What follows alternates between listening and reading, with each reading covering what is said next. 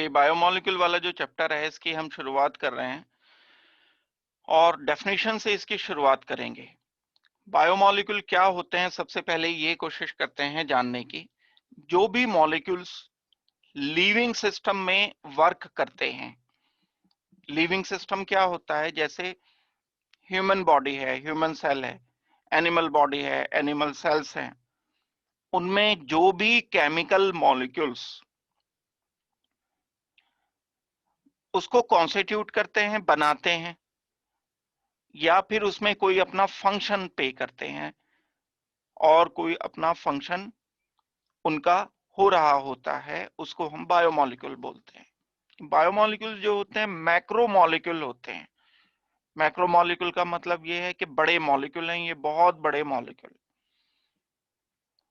और ज्यादातर बायोमोलिक्यूल जो होते हैं वो पॉलीमर्स भी होते हैं। पॉलीमर्स मतलब कई सारे छोटे मॉलिक्यूल मिलकर के एक बड़ा मॉलिक्यूल बना देते हैं।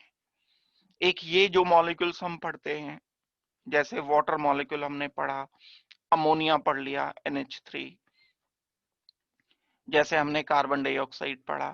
ये जो इनऑर्गेनिक मॉलिक्यूल्स होते हैं, और ऑर्गेनिक भी होते हैं तो बड़े मॉलिक्यूल नहीं होते, छोटे होते हैं, जैसे मीथेन है, जैसे इथेनॉल C2H5OH, और भी बहुत सारे मॉलिक्यूल्स।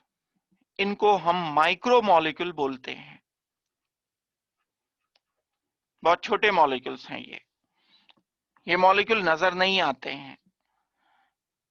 जो मैक्रो मॉलिक्यूल्स हैं, एक छोटा मॉलिक्यूल लिया हमने, ग्लूकोज जैसे कि, उसको ग्लूकोज से बांध दिया बॉन्ड से किसी, फिर उसको ग्लूकोज से बांध दिया, फिर उसको ग्लूकोज से बांध दिया, फिर बांधते चले गए, लंबी चेन बन गई। इसको हमने नाम दिया कि ये पॉलीमर है। पॉलीमर हम उसको बोलते हैं जो बहुत सारे छोटे मॉलिक्यूल से मिलकर के बना है। अब बहुत सारे वर्ड जो मैंने बोला है, इसमें 100, 200, 500 भी हो सकते हैं, 1000, 10,000, 1,00,000, 10,00,000 भी हो सकते हैं। इतनी यूनिट अगर जुड़ती चली गई है तो ये जो मॉलिक्यूल नया बनेगा वो बहुत मॉलिक्यूलर मास उसका बहुत ज्यादा होगा, बड़ा मॉलिक्यूल होगा। हाई मॉलिक्यूलर मास की वजह से हम इसको मैक्रो मॉलिक्यूल नाम देंगे।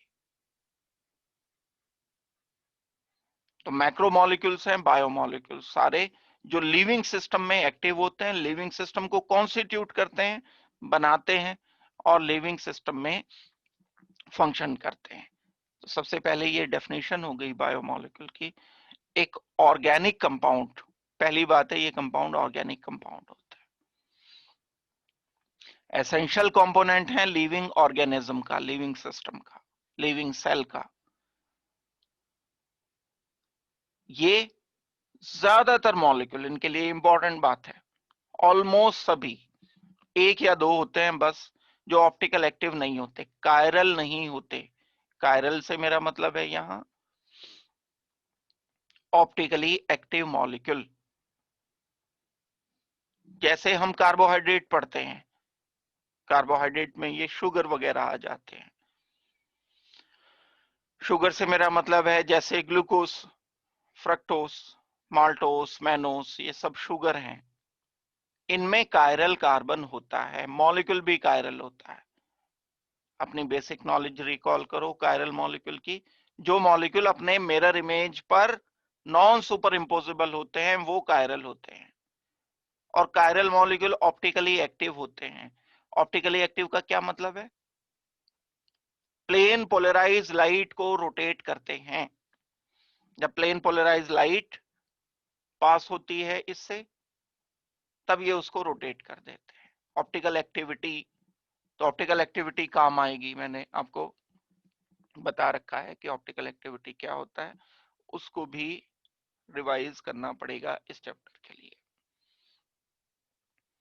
तो लगभग सभी मॉलिक्यूल, एक या दो मॉलिक्यूल हैं बस ऐसे जो कायरल नहीं होते।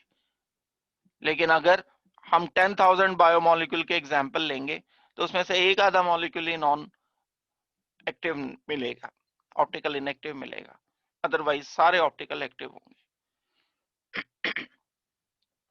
मैक्रोमोलिक्यूल का मीनिंग लिखा है ये, मैक्रोमोलिक्यूल क्या? Large molecule are constructed from small building block molecules. छोटे मॉलिक्यूल से, जैसे अभी आपको बताया था, एक छोटा मॉलिक्यूल, इससे मिलकर के बड़े मॉलिक्यूल बन गए, 1000 टाइम, 10,000 टाइम ये जुड़ते चले गए। तो मैक्रोमोलिक्यूल सो कॉल्ड पॉलीमर भी बोल सकते हो आप इसे, कि ये पॉलीमेरिक मॉलिक्यूल्स होते हैं। इनमें कुछ मोनोमेरिक भी होते हैं, लेकिन मोनोमेरिक लिमिटेड मॉलिक्यूल हैं, गिने चुने मॉलिक्यूल्स होते हैं, कम मॉलिक्यूल्स मोनोमेरिक होते हैं। तो ये मैंने आपको डेफिनेशन बताई। एग्जाम्पल्स डेली लाइफ में जैसे हम देखते हैं, कार्बोहाइड्रेट है, प्रोटीन है, इसके अलावा हमारा न्यूक्लिक एसिड एग्जाम्पल हो जाएगा, एंजाइम्स एग्जाम्पल हो जाएगा, हार्मोन एग्जाम्पल हो जाएगा। ये सब एग्जाम्पल्स होंगे बायोमोलिक्यूल्स के। ये लिविंग सिस्टम में एक्ट करने वाले सब ये मॉलिक्यूल है।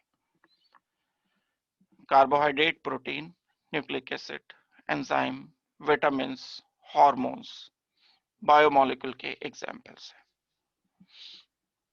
इसके अलावा ये हम अगर पहले वाला पार्ट शुरू करते हैं, कार्बोहाइड्रेट, पहले मैं एक बार इनकी सबकी डेफिनेशन बता देता हूं। कार्बोहाइड्रेट किसे कहते हैं, प्रोटीन किसे कहते हैं, एंजाइम किसे कहते हैं, एक बेसिक सी डेफिनेशन बताकर फिर मेन चैप्टर पर आते हैं हम, और फिर हम इसके बाद कार्बोहाइड्रेट शुरू करेंगे।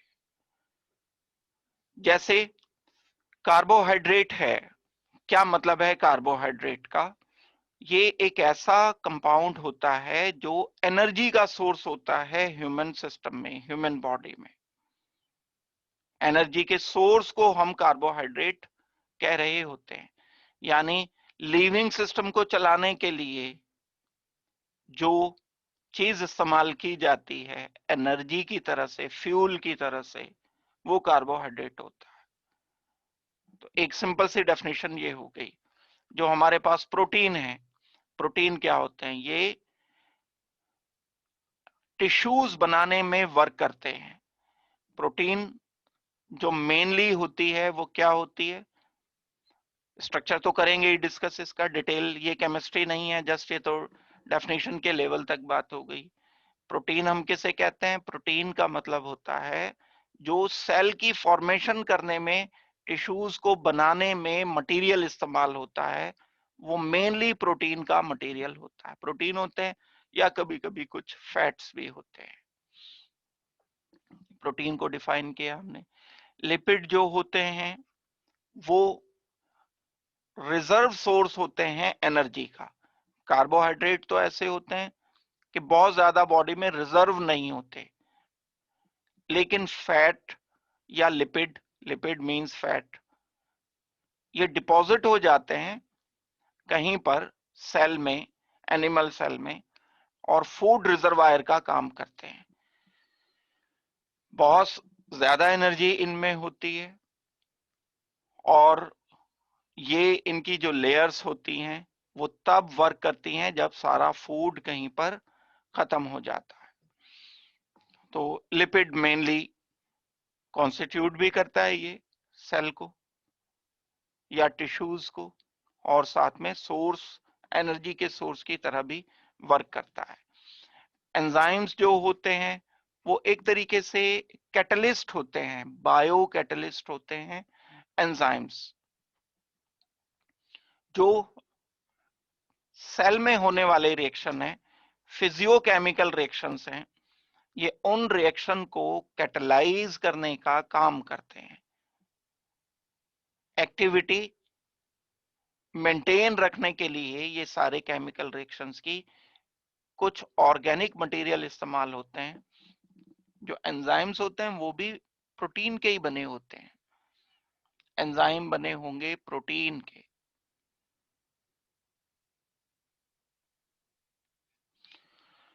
और ये भी मॉलिक्यूल्स जो हैं ये बायोमॉलिक्यूल्स ही काउंट होते हैं। इसके बाद अगर हम न्यूक्लिक एसिड की बात करते हैं, न्यूक्लिक एसिड कुछ ऐसे पॉलीमेरिक मटेरियल होते हैं जिसमें जेनेटिक इंफॉर्मेशन होती है। एक स्पीशीज से दूसरी स्पीशीज तक इंफॉर्मेशन पहुंचाने के लिए कुछ मटेरियल वर्क करते हैं जिनको हम डीएनए आरएनए बोलते हैं। तो डीएनए एंड आरएनए को ही न्यूक्लिक एसिड कहते हैं कलेक्टिवली। जैसे डीएनए आपको पता भी होगा, आरएनए आपको पता भी होगा, ribo nucleic acid, deoxy ribo nucleic acid. तो ये न्यूक्लिक एसिड पॉलीमर्स होते हैं, नेचुरल पॉलीमर होते हैं, बायोमोलिक्यूल्स होते हैं। तो ये डेफिनेशन आप जस्ट पढ़ लो एक बार, कोई एज सच नहीं बहुत ज्यादा इनकी इंपॉर्टेंस होती। बाद में जो इनकी केमिकल डेफिनेशन है वो अभी मैं आपको बताऊंगा। जैसे कार्बोहाइड्रेट अभी आपको बताऊंगा डेफिनेशन, मेन डेफिनेशन जो केमिकल डेफिनेशन होगी वो होगी। ये तो बस क्योंकि जो मीनिंग होता है कार्बोहाइड्रेट हम डेली लाइफ में जो हम यूज कर रहे होते हैं, और बायोलॉजिकल जो डेफिनेशन है कार्बोहाइड्रेट की वो मैंने बताई। जो केमिकल डेफिनेशन है उसको तो अभी हम करने वाले हैं। तो मेन जो इसके 3 पार्ट हैं चैप्टर के, उसमें से पहला पार्ट कार्बोहाइड्रेट का पार्ट हम डिटेल से शुरू कर रहे हैं। कार्बोहाइड्रेट को सैकेराइड भी कहा जाता है। कार्बोहाइड्रेट को दूसरा नाम दिया जाता है कलेक्टिवली, सारे कार्बोहाइड्रेट को मिलाकर सैकेराइड बोलते हैं। होते क्या हैं कार्बोहाइड्रेट, केमिकली क्या होते हैं कार्बोहाइड्रेट? एल्डिहाइड होते हैं। ऐसे एल्डिहाइड जिनमें अल्कोहल ग्रुप लगे हों एक से ज्यादा,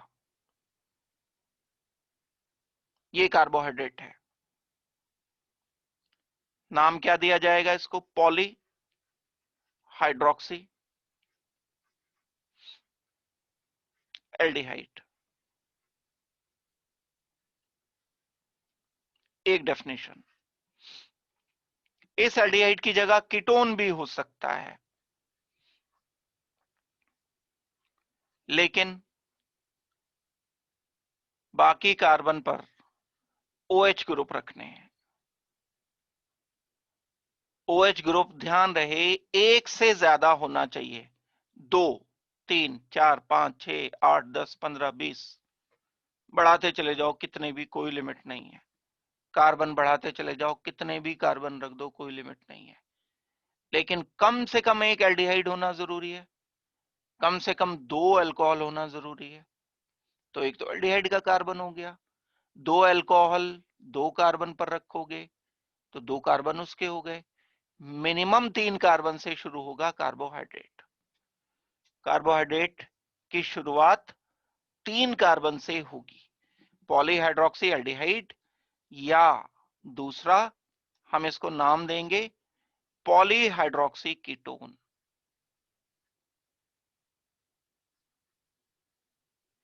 पॉली मतलब बहुत सारे, हाइड्रोक्सी मतलब OH, बहुत सारे मतलब 2 से ज्यादा, 2 या 2 से ज्यादा, एंड कीटोन। दूसरी डेफिनेशन ये हो गई, या ये तो दोनों एक ही डेफिनेशन है। आप ये बोल दो कि पॉलीहाइड्रोक्सी एल्डिहाइड या पॉलीहाइड्रोक्सी कीटोन को हम कार्बोहाइड्रेट बोलते हैं। डेफिनेशन नंबर 2, कोई कंपाउंड है हमारे पास,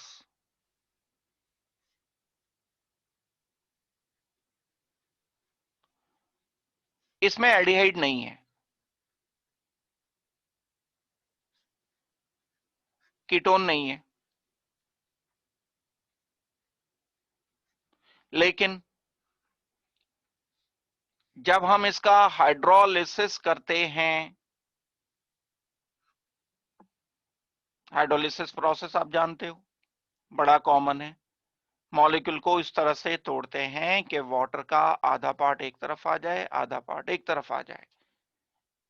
जब हम किसी अननोन मॉलिक्यूल का, जो हमें पता नहीं कि क्या चीज है, बाद में बहुत बताएंगे इसको कि क्या है, इसका जब हम हाइड्रोलिसिस करते हैं, तो हाइड्रोलिसिस करने पर अगर पॉलीहाइड्रोक्सी एल्डिहाइड बन गया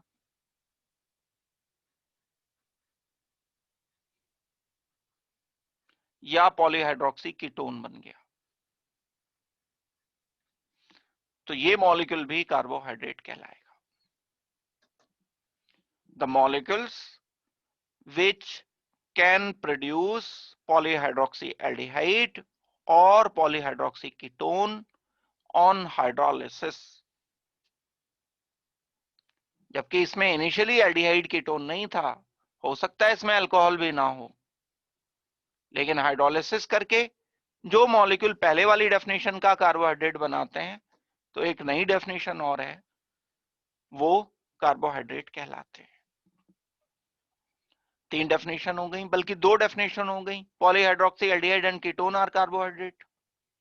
दूसरी definition, the molecules which can produce polyhydroxy aldehyde और ketone when hydrolysed are called as carbohydrate. बड़ी आसान सी डेफिनेशन है दोनों। अब ये डेफिनेशन आप लिख सकते हो, सोच सकते हो इसको। Polyhydroxy aldehyde, polyhydroxy ketone are called as carbohydrate. अभी मैंने लिख करके डिटेल से बता दी। इसी पर वर्कआउट करेंगे आज के पूरे लेक्चर में। पॉलीहाइड्रोक्सी एल्डिहाइड एंड कीटोन के टाइप्स देखेंगे हम, कितने टाइप के, कैसे टाइप के। The compounds which can produce polyhydroxy aldehyde and polyhydroxy ketone on hydrolysis are called carbohydrate. Definition number 2. Definition number 1. अभी एग्जाम्पल भी देकर के मैं बता दूंगा कि कार्बोहाइड्रेट सेकंड डेफिनेशन में थोड़ी दिक्कत आती है, फर्स्ट में तो कोई प्रॉब्लम ही नहीं है।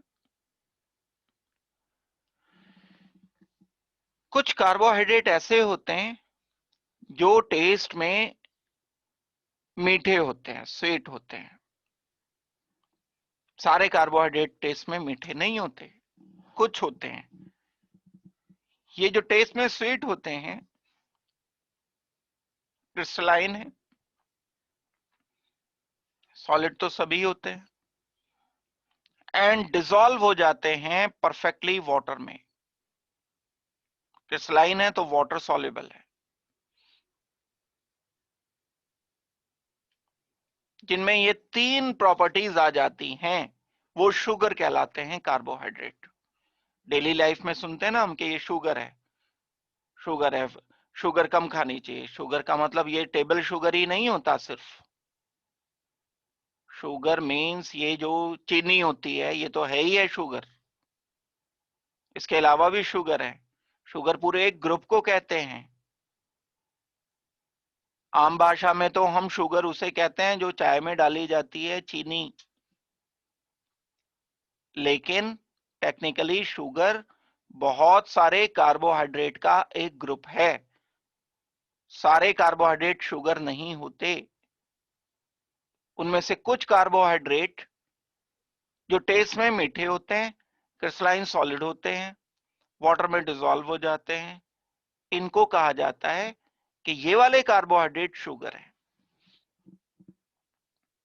अब वो जो चीनी है वो भी हो सकता है, ग्लूकोज भी है, फ्रक्टोज भी है। ये सब क्योंकि टेस्ट में मीठे क्रिस्टलाइन सॉलिड है, इसलिए इनको शुगर बोला जाता है।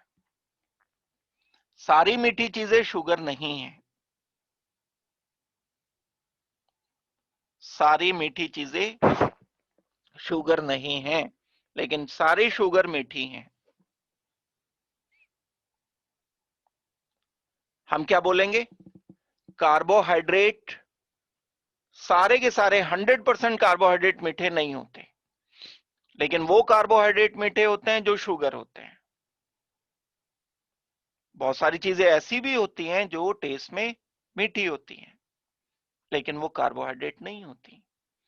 जैसे ऑल्टरनेटिव यूज करते हैं हम, जो डायबिटिक होते हैं उनको एक टैबलेट वो डालते हैं छोटी सी चाय में, और चीनी नहीं लेते वो, तो वो शुगर नहीं होती, मीठी होती है, लेकिन टेस्ट में एस्पार्टेम होता है या और भी दूसरे कंपाउंड्स होते हैं, वो सैकरीन होता है, वो मीठे होते हैं लेकिन शुगर नहीं होते। शुगर हम कार्बोहाइड्रेट की क्लास को बोल रहे होते हैं। समझना जरूरी है, ये इंपॉर्टेंट बात है आपके लिए, एग्जाम के लिए इंपॉर्टेंट है। शुगर में कार्बोहाइड्रेट में अंतर पता होना चाहिए। सारे शुगर कार्बोहाइड्रेट हैं, सारे कार्बोहाइड्रेट लेकिन शुगर नहीं है। जितनी भी मीठी चीजें हैं वो 100% कार्बोहाइड्रेट नहीं है, लेकिन शुगर जरूर मीठा होगा और वो कार्बोहाइड्रेट भी होगा। ये बात हो गई। Almost all carbohydrates are optically active. Almost का क्या, बस एक है या दो है जो ऑप्टिकल एक्टिव नहीं होते, वरना दुनिया में जितने भी कार्बोहाइड्रेट हैं, चाहे वो शुगर है चाहे वो नॉन शुगर है, सारे के सारे ये ऑप्टिकल एक्टिव होते हैं। ये बात आपको अच्छी तरह से करनी है। सामने स्क्रीन पर जितनी बात है ये बहुत इंपॉर्टेंट बात है, डेफिनेशन है, बहुत आने वाली ये सारा पोर्शन है। एग्जाम्पल्स हम ले सकते हैं, glucose, fructose, lactose, maltose, starch, ये सब एग्जाम्पल हैं कार्बोहाइड्रेट के। एक बात तो ये हो गई। इन कार्बोहाइड्रेट को हम कैटेगराइज कर सकते हैं, क्लासिफिकेशन कर सकते हैं कार्बोहाइड्रेट का।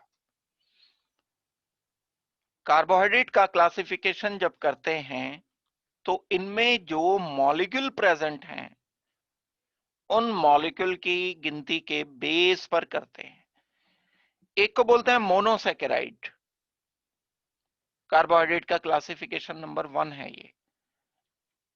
ओलिगोसैकेराइड बोला जाता है एंड पॉलीसैकेराइड बोला जाता है तीसरा पार्ट।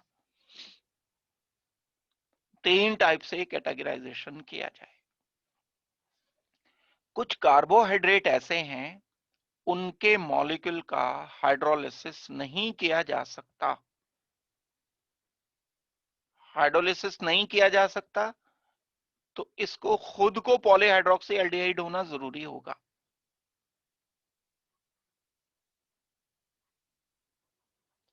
या कीटोन, तभी तो कार्बोहाइड्रेट कहलाएंगे भैया। तो कार्बोहाइड्रेट का हाइड्रोलिसिस करके पॉलीहाइड्रोक्सी एल्डिहाइड बने या खुद वो पॉलीहाइड्रोक्सी एल्डिहाइड हो, तो हम बोल रहे हैं हाइड्रोलिसिस तो किया ही नहीं जा सकता, तो इनको खुद को पॉलीहाइड्रोक्सी एल्डिहाइड या कीटोन होना जरूरी है।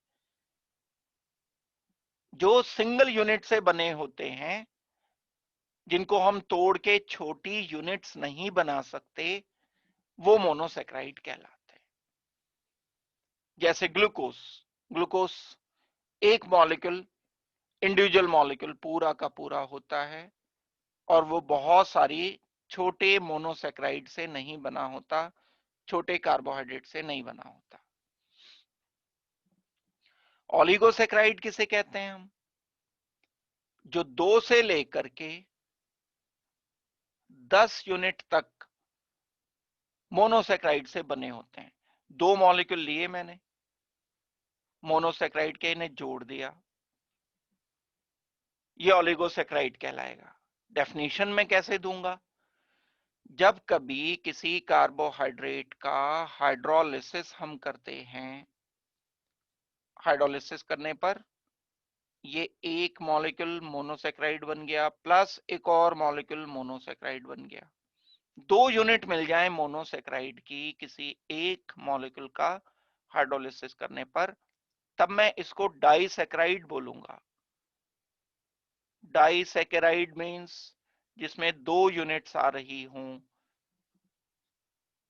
मॉलिक्यूल जो हैं वो 2 आ रहे हो, 2 आपस में एक दूसरे से जुड़ रहे हो। एक अभी बताया था ना कि पॉलीसैकेराइड जो होते हैं कार्बोहाइड्रेट बायोमॉलिक्यूल बड़ी चेन होते हैं, मॉलिक्यूल जोड़ते चले गए, मॉलिक्यूल एक लिया, सेम मॉलिक्यूल दोबारा से लिया मैंने, सेम मॉलिक्यूल लिया, जोड़ करके जैसे पूरी लंबी ट्रेन बन जाती है ना, उसी तरह से कई सारे कंपार्टमेंट हैं, उन्हें जोड़ते चले जाते हैं, उन्हें जोड़ करके हम एक लंबी ट्रेन बना देते हैं। ऐसे ही पॉलीमर वर्क करते हैं, पॉलीमर ऐसे ही बनते हैं। तो जब 2 यूनिट से मिलकर के बनता है कार्बोहाइड्रेट, उसको हम डाइसैकेराइड बोलते हैं। जब हम 3 यूनिट कार्बोहाइड्रेट की ले लेते हैं, मोनोसैकेराइड की ले लेते हैं और एक मॉलिक्यूल बना देते हैं, इसको हम ट्राइसैकेराइड नाम देते हैं। जब हम 4 यूनिट ले लेते हैं तो टेट्रासेक्राइड, पेंटासेक्राइड, ऐसे ही 2 से लेकर के 10 यूनिट तक के को कलेक्टिवली हम ओलिगोसेक्राइड नाम देते हैं। डाइसेक्राइड ओलिगोसेक्राइड है, ट्राइसेक्राइड ओलिगोसेक्राइड है, टेट्रासेक्राइड ओलिगोसेक्राइड है, पेंटासेक्राइड ओलिगोसेक्राइड है। ओलिगोसेक्राइड वो होते हैं जिनका हाइड्रोलिसिस करने पर या तो 2 यूनिट मोनोसेक्राइड की मिलती हैं, या 3 मिलती हैं, या 4 मिलती हैं, या 5 मिलती हैं, अप टू 10। बस 10 के बाद या कई जगह पर 9 भी लिखा होता है, इसका कोई रेस्ट्रिक्शन ऐसा नहीं है कि बिल्कुल ही यहां पर हमने लाइन लगा दी है। ये 9 to 10, कई बार 9 कई बार 10 चलेगा। 2 से मतलब है, 2 होना इंपॉर्टेंट है। बस हमारे काम का ये 2 वाला होता है, सुक्रोज जो होता है, इससे इंपॉर्टेंस है। पॉलीसेक्राइड हम उन्हें कहते हैं जिसमें बहुत सारी यूनिट्स मोनोसेक्राइड की मिल जाएं हाइड्रोलिसिस करने पर, यानी पॉलीमर होना चाहिए। 100 यूनिट मिल गई, 200 यूनिट, 500, 1000, 10,000, 50,000 यूनिट मिल गई, तो ये पॉलीसेक्राइड कहलाते हैं। ये पॉलीमर होते हैं, बहुत बड़े मॉलिक्यूल्स होते हैं ये क्लासिफिकेशन है। बस अब हमें इन बॉक्सेस की जगह मॉलिक्यूल देखने हैं कि कौन से मॉलिक्यूल हैं। यहां तो डब्बे बना दिए ये मैंने, फिर इससे तो काम नहीं चलेगा। मोनोसेक्राइड ये मॉलिक्यूल लिखूंगा मैं यहां, डाइसेक्राइड में मॉलिक्यूल लिखूंगा 2, एक मॉलिक्यूल ये लिखूंगा, एक ये लिखूंगा, उन्हें जोड़ दूंगा आपस में। ट्राइसेक्राइड में 3 मॉलिक्यूल मैं लिखूंगा, उन्हें जोड़ दूंगा आपस में। पॉलीसेक्राइड में बहुत सारे मॉलिक्यूल लिख करके उन्हें जोड़ दिया जाएगा। अब वो मॉलिक्यूल क्या है, उनके स्ट्रक्चर क्या है, यही काम हमें करना है। सिंपली डेफिनेशन क्या हुई मोनोसेक्राइड की? वो कार्बोहाइड्रेट जिनका हाइड्रोलिसिस करके छोटी यूनिट्स नहीं बन सकती, वो खुद सबसे छोटी यूनिट्स हैं, उनको बोलते हैं हम मोनोसेक्राइड। ओलिगोसेक्राइड वो जिनका हाइड्रोलिसिस करके या तो 2 या 3 या 4 या 5 या 6 अप टू 10 यूनिट्स हम मोनोसेक्राइड की बना लेते हैं, ओलिगोसेक्राइड कहलाते हैं। पॉलीसेक्राइड वो होते हैं जिनका हाइड्रोलिसिस जब हम करते हैं तो बहुत सारी यूनिट पॉलीहाइड्रोक्सीएल्डिहाइड या कीटोन की बनती है। तो ये बात हो गई मोनोसेक्राइड की। हमारा जो सिलेबस है वो मोनोसेक्राइड को फोकस करता है, खास तौर से इस साल वाला सिलेबस। इसमें डाइसेक्राइड, मैंने अभी सिलेबस आपको बताया था, डाइसेक्राइड हटा दिए गए हैं। डाइसेक्राइड के 2 के स्ट्रक्चर थे, सुक्रोज का स्ट्रक्चर था पहले सिलेबस में। वैसे तो बचता कुछ नहीं है, किसी को अगर मोनोसेक्राइड समझ आ गया तो डाइसेक्राइड लिखने में कुछ जाता नहीं है, 5 मिनट का काम है बस। जिसे मोनोसेक्राइड समझ आ गया वो तो बस जोड़ना ही तो है उनको 2 को।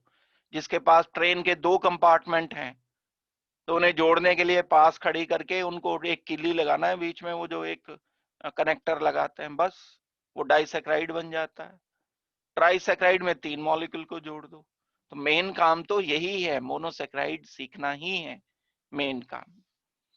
ये समझ आ जाएगा तो डाइसेक्राइड पॉलीसेक्राइड के लिए दिक्कत की बात नहीं होगी।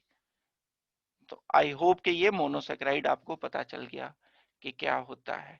एग्जाम्पल्स आपको याद रखने पड़ेंगे, ये जरूर काम की बात है, क्योंकि एग्जाम्पल में ऐसा सच कुछ तो है नहीं कि भाई हम स्ट्रक्चर समझेंगे। एग्जाम्पल में आपको ये पता करना पड़ेगा, याद रखना पड़ेगा कि ग्लूकोज, फ्रक्टोज, राइबोस ये सब मोनोसेक्राइड के एग्जाम्पल्स। Sorry, excuse me. तो मोनोसेक्राइड के जो सारे एग्जाम्पल्स हो गए, ये ग्लूकोज, फ्रक्टोज, राइबोस, और भी बहुत सारे होते हैं, गिनती नहीं है इनकी, बड़ी लिमिट बहुत ज्यादा चलती है, 1 2 4 6 नहीं है, बहुत हैं। अब हमें इनके एक एक करके स्ट्रक्चर्स करने हैं। जो स्ट्रक्चर्स हैं वो केमिकल स्ट्रक्चर की बात होगी, उसमें ऑप्टिकल एक्टिव कंपाउंड्स की बात होगी। अब 2 बातें हैं, जो मोनोसेक्राइड हैं नेचर में जो पाए जाते हैं वो नेचुरल मोनोसेक्राइड लगभग 20 हैं। बाकी हम बनाने को कितने भी बना लें लैब में, सिंथेसाइज कर लें, वो एक अलग बात होगी। लेकिन जो नेचर में पाए जाने वाले मोनोसेक्राइड हैं वो 20 नेचुरल मोनोसेक्राइड। जैसे ग्लूकोज नेचुरल है, फ्रक्टोज नेचुरल है, राइबोस नेचुरल है, इसमें एक एक यूनिट है। तो नेचर में 20 मोनोसेक्राइड पाए जाते हैं। फिर इससे हम डाइसेक्राइड बनाएंगे। 20 से 2 को जोड़ दिया, डाइसेक्राइड बन गया। अब 2 को जोड़ने के तो 20 नेचुरल है हमारे पास। 2 को कैसे जोड़ा? जैसे मैं 20 कह देता हूं, एक का नाम ए है, एक का नाम बी है, एक का नाम सी है, एक का नाम डी है, ई है, एफ है। डाइसेक्राइड मुझे बनाना है तो ए को आपस में जोड़ दो, डाइसेक्राइड बन गया। बी एंड बी को जोड़ दो, डाइसेक्राइड बन गया। सी एंड सी को जोड़ दो। एक और हो सकता है, ए को बी से जोड़ दो, ए को सी से जोड़ दो, ए को डी से जोड़ दो, बी को सी से जोड़ दो। सारे परमुटेशन कॉम्बिनेशन 20 के साथ जितने भी बना सकते हो आप, उतने डाइसेक्राइड बन सकते हैं। बहुत ज्यादा बनेंगे ना डाइसेक्राइड तो। हाँ, मोनोसेक्राइड की बड़ी लिमिट है। मोनोसेक्राइड तो नेचर में जो पाए जाते हैं बस 20 पाए जाते हैं। लेकिन इनसे जब हम डाइसेक्राइड बनाएंगे तो फिर उसकी कोई लिमिट नहीं है। आप सोच के देख सकते हो, जैसे मैंने अभी सेट बताई है, परमुटेशन कॉम्बिनेशन जो बताए, ये तो 3-4 ही लिख करके एफ तक ही बताया, आपको 20 लिखने हैं। ऐसे 20 लिख करके जोड़ो और टोटल कर लो कि भाई कितने हम बना पाएंगे। और ऐसे ही पॉलीसेक्राइड की कोई लिमिट नहीं है, पॉलीसेक्राइड भी बहुत सारे बन जाते हैं। तो ये मोनोसेक्राइड के बारे में एक सिंपल सी बात बताई। अभी हम वापस मोनोसेक्राइड के स्ट्रक्चर पर आएंगे। जो ओलिगोसेक्राइड है, ओलिगोसेक्राइड 2 से लेकर के 10 यूनिट तक जब आपस में जुड़ जाती हैं,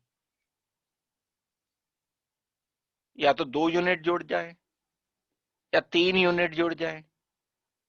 जैसे disaccharide A B C D मैंने लिखा था, मोनोसेक्राइड कितने होते हैं? 20 हैं, ए बी सी डी। तो मैं ट्राइसेक्राइड अगर बनाऊंगा तो ऐसे बना सकता हूं, ए जोड़ दो, ए बी ए जोड़ दो, ए बी जोड़ दो, ए बी सी जोड़ दो। ट्राइसेक्राइड के ही इतने सारे पैटर्न हो गए। ए सी बी जोड़ दो, बी सी ए जोड़ दो, यही हो गया। क्योंकि इधर से चलेंगे तो ए सी बी, इसी तरह से बी हम बीच में ले आते हैं, बी ए सी जोड़ दो। बहुत सारे सेट्स बनने पॉसिबल होंगे ये। तो वेल, हम इनकी कॉम्प्लेक्सिटी पर नहीं जा रहे हैं, यहां तो हम सिर्फ स्ट्रक्चर डिस्कस करेंगे। हम सिर्फ ये डिस्कस करेंगे कि इनके स्ट्रक्चर क्या होते हैं। तो कार्बोहाइड्रेट कौन से ओलिगोसेक्राइड कहलाते हैं? जिनमें 10 या 9 या 8 या 7 या 6 या 5 या 3 या 2 तक यूनिट्स जुड़ी होती हैं मोनोसेक्राइड की। और जब हम इनका हाइड्रोलिसिस करें तो इतने मॉलिक्यूल्स बन जाएं, सिंगल यूनिट होगी तो वो मोनोसेक्राइड कहलाएगा, 10 से ज्यादा यूनिट वाले को हम पॉलीसेक्राइड कहना शुरू कर देंगे। बस आपको याद क्या रखना है, इसमें एग्जाम्पल्स इसके याद रखने हैं कि एग्जाम्पल्स क्या बोल सकते हैं हम ओलिगोसेक्राइड को? डाइसेक्राइड, ट्राइसेक्राइड, टेट्रासेक्राइड।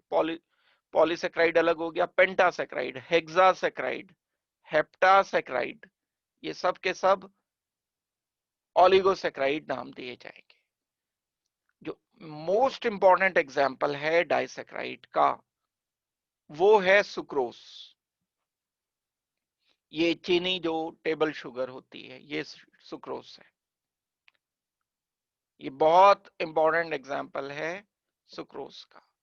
इसके अलावा भी और एग्जाम्पल्स हैं जिसमें 2 यूनिट्स एक दूसरे के साथ जुड़ी रहती हैं। जब हम सुक्रोज का हाइड्रोलिसिस कर देते हैं तो हाइड्रोलिसिस करने पर एक मॉलिक्यूल ग्लूकोज का बनता है, ये मोनोसेक्राइड है, एक मॉलिक्यूल फ्रक्टोज का बनता है, ये भी मोनोसेक्राइड है। यानी सुक्रोज है, ये आपस में जुड़ा हुआ है किसी एक बॉन्ड से। जब हाइड्रोलिसिस कर दिया गया, हाइड्रोलिसिस करने पर ग्लूकोज बना प्लस फ्रक्टोज बना, एक मॉलिक्यूल फ्रक्टोज एक मॉलिक्यूल ग्लूकोज बनना, ये बोला जाता है कि अब इसका नाम डाइसैकराइड लिखा जाएगा। क्यों? क्योंकि ये एक और एक यूनिट, दो यूनिट बन गई। चाहिए सेम की बनती, दो ग्लूकोज भी बनते तो भी डाइसैकराइड होता, दो फ्रक्टोज भी बनते तो भी डाइसैकराइड होता, नाम कुछ और होता, इसका सुक्रोज ना होता। अभी तो सुक्रोज इसका नाम है। तो सुक्रोज के बारे में बहुत सारी बातें हो गई जो याद रखनी है। नंबर 1 कि ये डाइसैकराइड है। नंबर 2, हाइड्रोलिसिस करने पर एक मॉलिक्यूल ग्लूकोज का एक मॉलिक्यूल फ्रक्टोज का बनाता है। डाइसैकराइड के दूसरे एग्जाम्पल सुक्रोज के अलावा माल्टोस, 2 यूनिट से मिला होता है। लेकिन कौन सी यूनिट्स हैं वो दो मोनोसेक्राइड की? ग्लूकोज की। एक माल्टोस का मॉलिक्यूल जब हाइड्रोलाइज किया जाता है तो ये सेम यूनिट्स हैं, हाइड्रोलिसिस करने पर 2 यूनिट बन जाती हैं और इसका नाम होगा ग्लूकोज। यानी ग्लूकोज प्लस ग्लूकोज। कभी माल्टोस बनाने की बात होगी तो ग्लूकोज के 2 मॉलिक्यूल जोड़कर आप माल्टोस बना सकते हो। तो यहीं से क्वेश्चन ऑब्जेक्टिव भी उठ जाते हैं, जैसे माल्टोस किससे बना होगा, सुक्रोज किससे बना होगा, इलेबोरेट करते चले जाते हैं और आगे तक इसे बढ़ाते चले जाएंगे। पॉलीसेक्राइड पर आते हैं कि पॉलीसेक्राइड क्या है।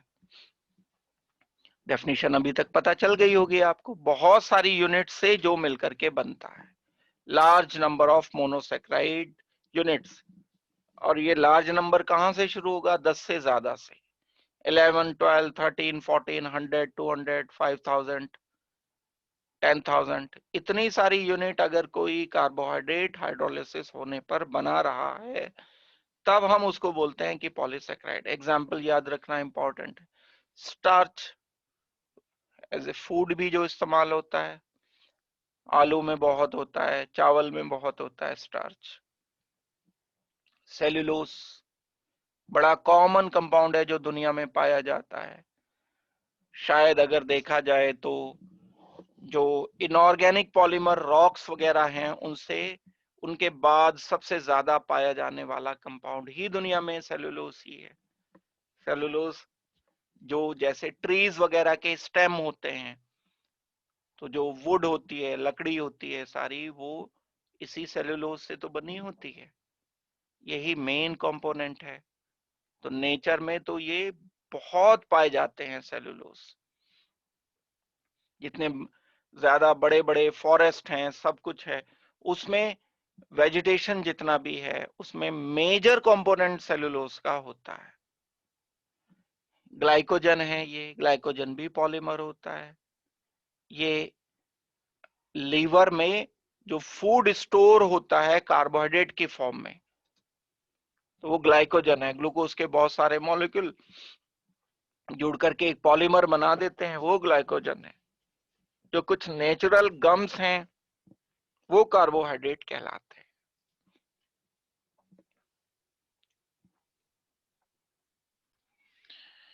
तो एग्जाम्पल्स याद रखने पड़ेंगे ये सब आपको। जो पॉलीसेक्राइड होते हैं कार्बोहाइड्रेट तो होते हैं, लेकिन टेस्ट में ये मीठे नहीं होते, तो इनको हम नॉन शुगर भी बोल रहे होते हैं। बड़ी इंपॉर्टेंस है, अभी आगे चल करके हम इनके कैरेक्टरिस्टिक भी देखेंगे जो हमने टेस्ट किए थे, tolerance test, Fehling solution test, क्योंकि इसमें देखो एल्डिहाइड एंड कीटोन होता है, तो उस तरह से हम टेस्ट में भी ये यूज कर सकते हैं। तो टेस्ट से भी रिलेट किया जाएगा, जो एल्डिहाइड एंड कीटोन के टेस्ट हमने डिस्कस कर रखे थे या पढ़ रखे थे, वो टेस्ट भी यहाँ पर यूज किए जाएंगे। तो दो टाइप के हमारे पास कार्बोहाइड्रेट हो गए, sugars and non sugars. Sugars वो जो क्रिस्टलाइन सॉलिड, टेस्ट में मीठे कार्बोहाइड्रेट हैं। नॉन शुगर वो जो क्रिस्टलाइन सॉलिड नहीं होते, एमॉर्फस सॉलिड होते हैं और टेस्ट में मीठे नहीं होते, वाटर में डिसॉल्व नहीं होते हैं, ये नॉन शुगर कहलाएंगे। ये शुगर्स अगर देखे जाएं तो दो टाइप के हैं, reducing sugar and non reducing sugar. इसके लिए जो आपका बेसिक ज्ञान है वो इस्तेमाल आपको करना पड़ेगा। एल्डिहाइड कभी जरूर पढ़ा होगा आपने, कीटोन आपने जरूर पढ़ा होगा। एल्डिहाइड एक टेस्ट देता है पॉजिटिव, टॉलेंस टेस्ट।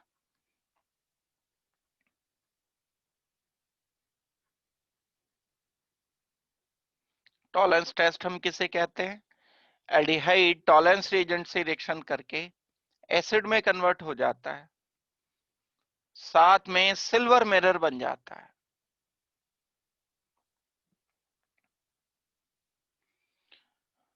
पता है तो बड़ी अच्छी बात है, नहीं पता है तो कर लो पता पहले, उसके बाद समझ आएगी ये बात। एल्डिहाइड कीटोन में मैंने आपको ये टेस्ट बताया था। कीटोन ये टेस्ट पॉजिटिव नहीं देता, लेकिन डिटेल करते हुए हमने ये पढ़ा था कि एल्डिहाइड के अलावा कुछ और भी दुनिया में कंपाउंड्स हैं जो ये टेस्ट पॉजिटिव देते हैं, और वो है अल्फा हाइड्रोक्सी कीटोन। ये कीटोन है लेकिन अल्फा पोजीशन पर, इसमें हाइड्रोक्सी ग्रुप लगा हुआ है। Alpha hydroxy ketone test positive देते हैं टॉलेंस टेस्ट। सिल्वर मिरर बनेगा, सिल्वर मेटल डिपॉजिट हो जाएगा टेस्ट ट्यूब पर। ये बात लिखाई गई है, आपको नहीं याद आ रहा है तो रिवाइज कर लो, 10 मिनट लगा करके पहले रिवाइज करके फिर पढ़ना है इसको। जब अभी मत शुरू कर देना, कभी अभी खोल लो ये एल्डिहाइड कीटोन, पहले ये पढ़कर बेसिक क्लियर करके फिर करना। एक और तीसरा कंपाउंड था जो टेस्ट पॉजिटिव देता था, जिसको हमने नाम दिया था हेमी एसिटल। हेमी एसिटल दुनिया में कुछ कंपाउंड होते हैं जो टॉलेंस टेस्ट पॉजिटिव देते हैं, फेलिंग सॉल्यूशन भी, टॉलेंस टेस्ट भी, बेनेडिक्ट सॉल्यूशन भी।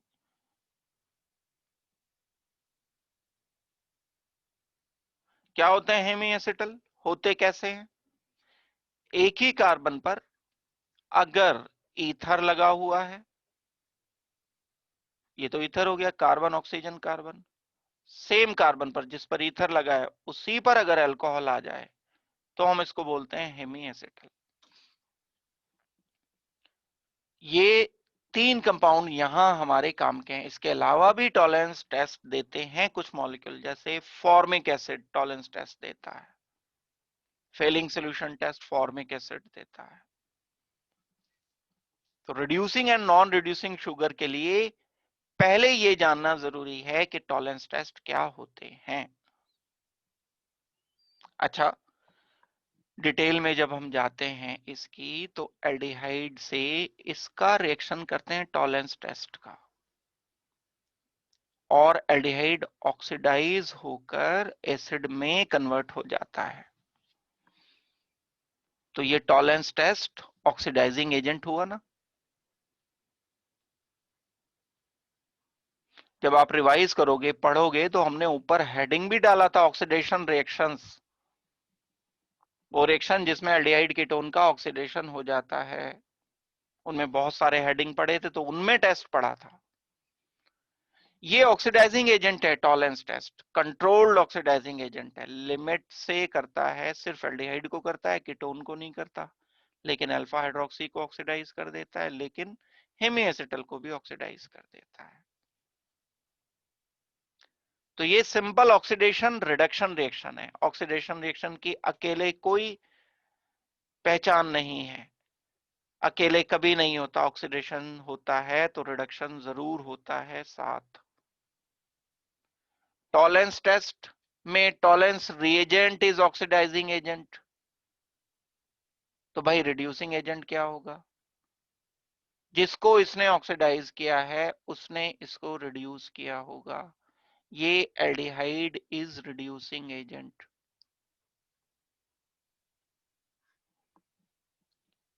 जब भी कोई ऑक्सीडाइजिंग एजेंट जिस मॉलिक्यूल पर वर्क करता है तो वो मॉलिक्यूल तो खुद तो ऑक्सीडाइज हो जाता है, लेकिन कहलाता वो रिड्यूसिंग एजेंट है। तो शुगर के लिए अप्लाई करो ये बात। कुछ शुगर्स ऐसी हैं जो टॉलरेंस टेस्ट पॉजिटिव देती हैं, that means tolerance reagent sugar को ऑक्सीडाइज कर देता है। इसका एक और मीनिंग है, इसका दूसरा मीनिंग है कि शुगर टॉलरेंस रिएजेंट को रिड्यूस कर देती है। अब इस शुगर को मैं बोलूंगा रिड्यूसिंग शुगर है। बहुत सिंपल सी बात क्या निकली, जो शुगर्स टॉलरेंस रिएजेंट के साथ रिएक्शन करते हैं और टॉलरेंस रिएजेंट को रिड्यूस कर देते हैं, फेलिंग सॉल्यूशन के साथ रिएक्शन करते हैं, फेलिंग सॉल्यूशन को रिड्यूस कर देते हैं, जो शुगर्स बेनेडिक्ट सॉल्यूशन के साथ रिएक्शन करते हैं एंड बेनेडिक्ट सॉल्यूशन को रिड्यूस कर देते हैं, वो शुगर रिड्यूसिंग शुगर कहलाते हैं। नाम ही रिड्यूसिंग होगा, रिड्यूसिंग एजेंट हो गए ना वो। कुछ शुगर्स ऐसे होते हैं जो टॉलरेंस रिएजेंट से रिएक्शन नहीं करते, उनमें फ्री एल्डिहाइड कीटोन ग्रुप या alpha hydroxy ketone alpha hydroxy aldehyde नहीं होता है, तब हम उनको बोलेंगे कि ये नॉन रिड्यूसिंग शुगर है। शुगर क्या, वही जो भी थोड़ी देर पहले बताए थे। शुगर का मतलब वो कार्बोहाइड्रेट जो टेस्ट में मीठे होते हैं, क्रिस्टलाइन सॉलिड होते हैं, वाटर में डिसॉल्व हो जाते हैं, वो अगर टॉलरेंस रिएजेंट से रिएक्शन कर लें तो हम उन्हें रिड्यूसिंग शुगर नाम दे देंगे। अगर वो टॉलरेंस रिएजेंट से रिएक्शन नहीं करेंगे तब हम उनको नॉन रिड्यूसिंग शुगर का नाम देंगे। जो आपकी असली वाली शुगर है, जिसे शुगर कहते हो, टेबल शुगर, चीनी, वो नेचर में नॉन रिड्यूसिंग है। लेकिन बहुत सारी शुगर्स जैसे ग्लूकोज, जैसे फ्रक्टोज, जैसे माल्टोज, ये नेचर में रिड्यूसिंग होती हैं, टॉलरेंस टेस्ट पॉजिटिव देती हैं। इनके स्ट्रक्चर्स जब हम कर लेंगे तो आपको ये दिख भी जाएगा, सामने देख लोगे कि ये रिड्यूस क्यों कर रहे हैं, क्योंकि इसमें एल्डिहाइड ग्रुप है या अल्फा हाइड्रोक्सी कीटोन है या हेमी एसिटल है। रिड्यूसिंग शुगर, अब ये जो सारी बात मैंने बताई है इसको लिखने का तरीका मैं बता रहा हूं। Reducing sugar, carbohydrate that is oxidised by tolerance reagent या फेलिंग सॉल्यूशन या बेनेडिक्ट सॉल्यूशन। तो हम उन कार्बोहाइड्रेट को रिड्यूसिंग शुगर बोल रहे होते हैं। कार्बोहाइड्रेट ही होगा ये शुगर, सारे कार्बोहाइड्रेट ही तो होते हैं, कार्बोहाइड्रेट बोलो बिल्कुल इनको। Reducing sugar plus tolerance reagent, silver mirror बनता है, सिल्वर का मेटल डिपॉजिट हो जाता है टेस्ट ट्यूब की इनर वॉल्स पर, तो चमकने लगता है बाहर से टेस्ट ट्यूब, तो सिल्वर मिरर ही बोलते हैं। ये तो टॉलरेंस टेस्ट है in fact. Reducing sugar plus Fehling solution, red solution बन जाता है। These are reactions of aldehydes या अल्फा हाइड्रोक्सी कीटोन। और मैंने अभी तीसरी चीज एक और बताई है, एक तो एल्डिहाइड तो देगा ही देगा, ये अल्फा हाइड्रोक्सी कीटोन भी ये रिएक्शन देगा। तीसरा एक और मैंने बताया अभी आपको, हेमी एसिटल। हेमी एसिटल क्या होते हैं, जिस कार्बन पर ईथर है उसी कार्बन पर अगर अल्कोहल है तो ये हेमी एसिटल है। ऐसे बहुत स्ट्रक्चर आएंगे कार्बोहाइड्रेट में, हेमी एसिटल ही आएंगे मेन। तो इनको हम करेंगे स्ट्रक्चर्स को अच्छी तरह से। अभी तो रिड्यूसिंग, नॉन रिड्यूसिंग शुगर और इसके बाद की चीजें हम करते हैं। ऑल मोनोसेक्राइड्स, दुनिया के जितने भी मोनोसेक्राइड हैं सब के सब रिड्यूसिंग है 100%। अभी ये छोड़ दो इसे, अभी मैं आता हूं इस पर। ये एल्डोस कीटोस क्या है, इसे देख के परेशान मत हो जाना। 100% मोनोसेक्राइड, मोनोसेक्राइड तो पता ही है ना, तो 100% मोनोसेक्राइड रिड्यूसिंग है नेचर में। और ज्यादातर डाइसैकराइड, ऑलमोस्ट सभी डाइसैकराइड नेचर में रिड्यूसिंग है। कुछ एक नहीं भी होते, जैसे सुक्रोज अभी मैंने बताया टेबल शुगर डाइसैकराइड है वो, लेकिन नेचर में रिड्यूसिंग नहीं होता, टॉलेंस रिएजेंट से वो रिएक्शन नहीं करता। ये अभी मैं कर रहा हूं डिस्कस कि एल्डोज क्या होता है, कीटोज क्या होता है, इसको छोड़ दो। दो टाइप के मोनोसेक्राइड है, मोनोसेक्राइड के टाइप हैं ये, अभी हम आगे चल करके पढ़ेंगे। सुक्रोज टेबल शुगर जो कि डाइसेक्राइड होता है, ये नेचर में रिड्यूसिंग नहीं होता। ये बड़ी इंपॉर्टेंट बातें हैं, आने वाली बातें हैं, क्वेश्चंस हैं इनमें छुपा हुआ कहीं, और एक नहीं कई कई सारे क्वेश्चन हैं। ये दो बातें इंपॉर्टेंट बातें हो गई आपके लिए। अब हम आते हैं मोनोसेक्राइड के टाइप्स पर। जैसे अभी नाम लिखा हुआ आ रहा था, मोनोसेक्राइड को हमने ब्रैकेट में एल्डोस एंड कीटोस। तो भाई डेफिनेशन क्या थी मोनोसेक्राइड की? Poly hydroxy aldehyde, polyhydroxy ketone. तो जो पॉलीहाइड्रोक्सी एल्डिहाइड है उन्हें हम एल्ड, एल्ड मतलब एल्डिहाइड, ओस कह देते हैं। एल्डोस का मतलब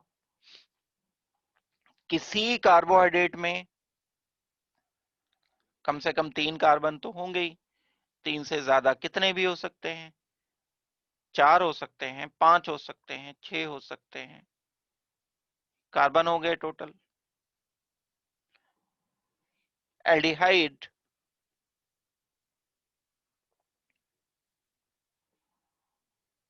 बाकी के कार्बन पर अल्कोहल, इनको बोला जाता है एल्डोस। कार्बन कितने भी हों, बस एक कार्बन पर एल्डिहाइड, बड़ी सिंपल सी बात है, टर्मिनल कार्बन पर ही होगा एल्डिहाइड, बीच वाले कार्बन पे तो लिख नहीं सकते। एक कार्बन पर एल्डिहाइड लिखकर बाकी के बचे हुए कितने भी कार्बन हैं, 4 बचे हैं, 5 बचे हैं, 6 बचे हैं, उन पर सब पर अल्कोहल लिख दोगे, तो ऐसे कार्बोहाइड्रेट को, ऐसे मोनोसेक्राइड को हम एल्डोस बोलते हैं। कीटोस किसे बोलते हैं? जिसमें फंक्शनल ग्रुप कीटोन हो और कीटोन के अलावा के कार्बन पर हम अल्कोहल लिखते हैं। ये 3 कार्बन का कीटो एंड कीटोस हो गया, 4 कार्बन का कीटोस, कहीं पर एक पर कीटोन, किनारे पे तो लिखा नहीं जाएगा कीटोन, यहां तो एल्डिहाइड बन जाएगा। बाकी के जो बचे हुए कार्बन हैं उन पर अल्कोहल लिख दो, और क्या हो जाएगा, 5 कार्बन ले लो। 5 कार्बन में कीटोन यहां भी आ सकता था, या 5 कार्बन में सेंटर पर भी आ सकता था कीटोन, अल्कोहल लिख दिया मैंने बाकियों पर। तो ये कीटोस है, ये भी कीटोस है क्योंकि कीटोन है, ये भी कीटोस है, ये एल्डोस है, दूसरा वाला भी एल्डोस है। एल्डोस मतलब एक एल्डिहाइड, बाकी बचे कार्बन पर अल्कोहल ग्रुप्स, 4 कार्बन, 3 पर OH, एक पर एल्डिहाइड, 5 कार्बन, 4 पर अल्कोहल, बाकी एक पर एल्डिहाइड। हम इनके नाम भी अलग दे सकते हैं और बहुत सिंपल है नाम देना। हम इस एल्ड एंड ओस के बीच में एक शब्द इंट्रोड्यूस करते हैं, एक वर्ड इंट्रोड्यूस करते हैं, वो क्या होगा? एल्डो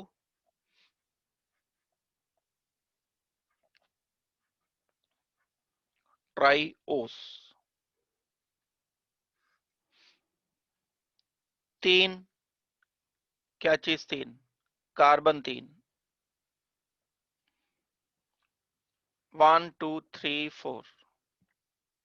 एल्डो ने क्या बताया? एल्डिहाइड। ट्राई ने क्या बताया? 3 कार्बन। ओस ने क्या बताया? एल्डिहाइड के कार्बन को छोड़कर बाकी सब पर OH। ओस ने ये बताया। एल्डो ट्राई ओस।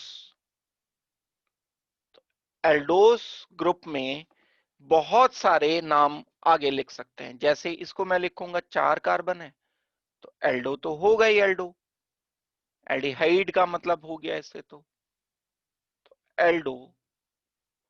4 कार्बन है तो टेट्रोस, टेट्रा बोलते हैं। ये हो जाएगा एल्डो मतलब एल्डिहाइड। 5 कार्बन है, 1 2 3 4 5, एल्डो पेंटोस। 6 कार्बन हो गए। अगर 6 कार्बन हैं टोटल तो एल्डो हेक्सोस। 1 2 3 4 5 एंड 6 सब पर OH लिखा जाएगा।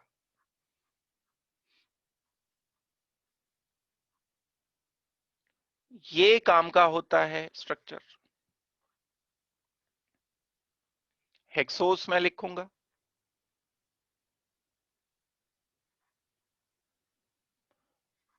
एल्डो। 3 हो गए, एल्डो हेक्स ओस। ये जो हमारा ग्लूकोस होता है, फ्रक्टोस होता है, ये 6 कार्बन वाला ही होता है और इनमें से जो ग्लूकोस है वो एल्डो हेक्सोस है, यानी एल्डिहाइड होता है इसमें ग्रुप। तो आई होप कि आपको एक क्लासिफिकेशन पता चल गया। कीटोस पर आते हैं। कीटोस में भी कार्बन की संख्या के बेस पर हम कीटो एंड ओस के बीच में नंबर इंडिकेट करने के लिए इंसर्ट कर देंगे ट्राई, टेट्रा, पेंटा, हेक्सा। तो मैं इस वाले का नाम क्या दूंगा? अब एल्डिहाइड तो है नहीं कि मैं एल्डो ट्राई ओस बोल दूं इसको, जैसे इसको बोला था। अब इसको बोल देंगे कीटो ट्राई ओस।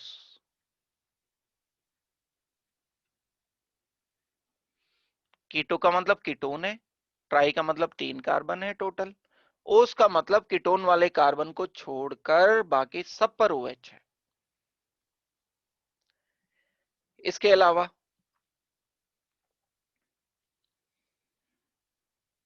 कीटो, टेट्रोस,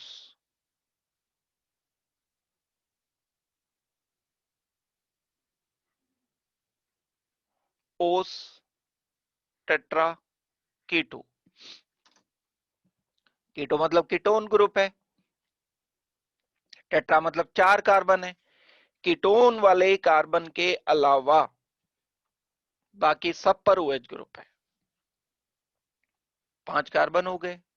कीटो तो है ही, कीटो, पेंटोस। टोटल 5 कार्बन हो गए तो पेंट। ओस मतलब कीटोन वाले कार्बन को छोड़कर टोटल बाकी बचे हुए कार्बन पर सब पर OH लिख दिया गया।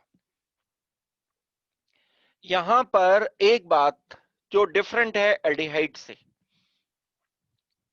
इस वाले एग्जाम्पल में, वो क्या है? 5 कार्बन वाले एग्जाम्पल में कीटोन 2 पर भी आ सकता है, 3 पर भी आ सकता है। अगर दोनों पर आएगा तो 1 मिनट बता रहा हूं अभी। तो मैं आपको बता रहा था कि 5 कार्बन वाले कीटोपेंटोस में कीटोन की 2 लोकेशन हो सकती है। मैं ऐसे बोल दूंगा carbon number 1, carbon number 2, carbon number 3, 4 and 5। Carbon number 2 पर कीटोन आ सकता है, लेकिन कीटो पेंटोस का एक और स्ट्रक्चर हो सकता है जिसमें कीटोन कार्बन नंबर 3 पर आए ऐसा भी तो लिख सकते थे आप, 1 2 3 4 एंड 5। 3 पर मैंने कीटोन लिख दिया, तो इसका नाम जब मैं लिखूंगा तो ये भी तो कीटोपेंटोस ही होगा। ये भी कीटोन ग्रुप रखता है, इसके पास भी कीटोन ग्रुप है, और इसके पास भी बाकी बचे हुए कार्बन पर OH ग्रुप्स आ रहे हैं, तो ये बोला जाएगा कीटोपेंटोस। ये भी कीटोपेंटोस है, ये भी कीटोपेंटोस है, लेकिन ये कीटोपेंटोस कार्बन नंबर 2 पर है, तो 2 कीटोपेंटोस, 3 कीटोपेंटोस।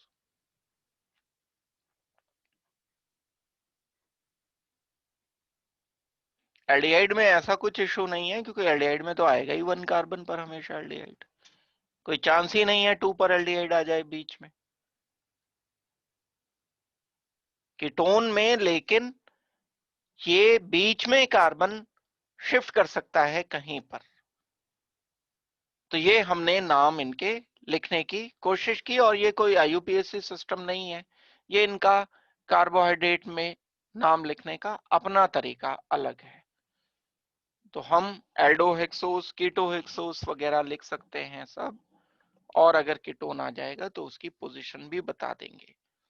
एक तो बात ये हो गई है मेन। अब मोनोसेक्राइड के टाइप, ये बता दी मैंने बात, ये लिखने के लिए है आपके पास, को अगर प्रॉपरली लिखना है तो इस तरह से करके लिख सकते हो। ये यही टेबल मैंने बताई है, 3 कार्बन है तो ट्राइओस, एल्डोट्राइओस, कीटोट्राइओस। 4 कार्बन है तो टेट्रोस, एल्डोटेट्रोस, कीटोटेट्रोस। 5 है तो पेंटोस, एल्डोपेंटोस, कीटोपेंटोस। इसके लिए मैंने और भी डिटेल बता दी, 2 कीटोपेंटोस एंड 3 कीटोपेंटोस। ऐसे ही हेक्सोस, हेप्टोस, ये क्लासिफिकेशन रहेगा मोनोसेक्राइड के लिए, ये डाइसेक्राइड के लिए नहीं है भाई। जब एक ही यूनिट होगी तभी तो हम कर रहे हैं, मोनोसेक्राइड का क्लासिफिकेशन है ये फर्दर। 2 टाइप के मोनोसेक्राइड हैं, एक जिसमें एल्डिहाइड पाया जाता है और एक जिसमें कीटोन पाया जाता है। चलो आगे बढ़ते हैं। अब इस क्लासिफिकेशन की बात को छोड़कर बीच में एक चीज मैं बता रहा हूं आपको, ग्लिसरॉल्डिहाइड का स्ट्रक्चर। ये सबसे छोटा, सबसे सिंपल कार्बोहाइड्रेट है दुनिया में, इससे छोटा कोई कार्बोहाइड्रेट नहीं है। ग्लिसरॉल्डिहाइड 3 कार्बन जिसमें है बस, एक एल्डिहाइड होता है एंड 2 इसमें अल्कोहल होते हैं। बड़ी इंपॉर्टेंट बात है ये, 2 OH ग्रुप होंगे। इस स्ट्रक्चर को हम ग्लिसरॉल्डिहाइड बोलते हैं, कॉमन नेम है ये इसका। IUPAC नेम लिखोगे तो बिल्कुल लिखा जा सकता है, 2,3 डाई हाइड्रोक्सी प्रोपेनल, ये IUPAC नेम हो गया इसका। इस कंपाउंड में अगर आप सेंट्रल कार्बन पर ध्यान देते हो, ये वाला कार्बन, तो ये कायरल आता है। कायरल कार्बन उसको बोलते हैं जिसमें चारों डिफरेंट ग्रुप लगे हों। OH एक ग्रुप, कार्बन 2 पर H दूसरा ग्रुप, कार्बन नंबर 2 पर ये पूरा group CH2OH third group, carbon number 2 पर ही फोर्थ ग्रुप। कायरल कार्बन नाम दिया। जिन मॉलिक्यूल में कायरल कार्बन होता है वो मॉलिक्यूल ऑप्टिकल एक्टिव होते हैं। बात एक अलग है, एक से ज्यादा होंगे तो हमें सुपर इम्पोजिबिलिटी भी चेक करनी होती है। सिंगल कायरल कार्बन है तब तो ये नेसेसरीली ऑप्टिकल एक्टिव है, इसके 2 ओरिएंटेशन होंगे। तो हम कायरल कार्बन को क्रॉस लाइन से रिप्रेजेंट करते हैं, फिशर प्रोजेक्शन की तरह से। वो भी मैं करके बताऊंगा, थोड़ा सा आपको सिखाऊंगा भी एक बार से। जहां क्रॉस लाइन लिखी होती है ये कार्बन, अंडरस्टूड है कि कार्बन कायरल है, तो ऊपर मैं अगर CHO लिख दूं, ये वाला 4 नंबर वाला, नंबर 1 वाला OH मैंने यहां लिख दिया, नंबर 2 वाला H यहां लिख दिया, और नंबर 3 वाला CH2OH ये लिख दिया। तो ये ग्लिसरॉल्डिहाइड का स्ट्रक्चर लिखा गया है। क्रॉस लाइन मींस कहीं जो इन दो लाइंस का मीटिंग पॉइंट है वो कायरल कार्बन है। ये एक फिशर प्रोजेक्शन कहलाता है, रिप्रेजेंटेशन कहलाता है, इसका अपना कुछ मीनिंग होता है। तो अगर एक कायरल कार्बन है तो उसके दो स्ट्रक्चर्स पॉसिबल होते हैं। एक तो यही जो सामने लिखा है, एक और स्ट्रक्चर लिखा जा सकता है इसका, जिसमें OH का ओरिएंटेशन चेंज कर दिया जाए, OHH यहां CHO एंड CH2OH।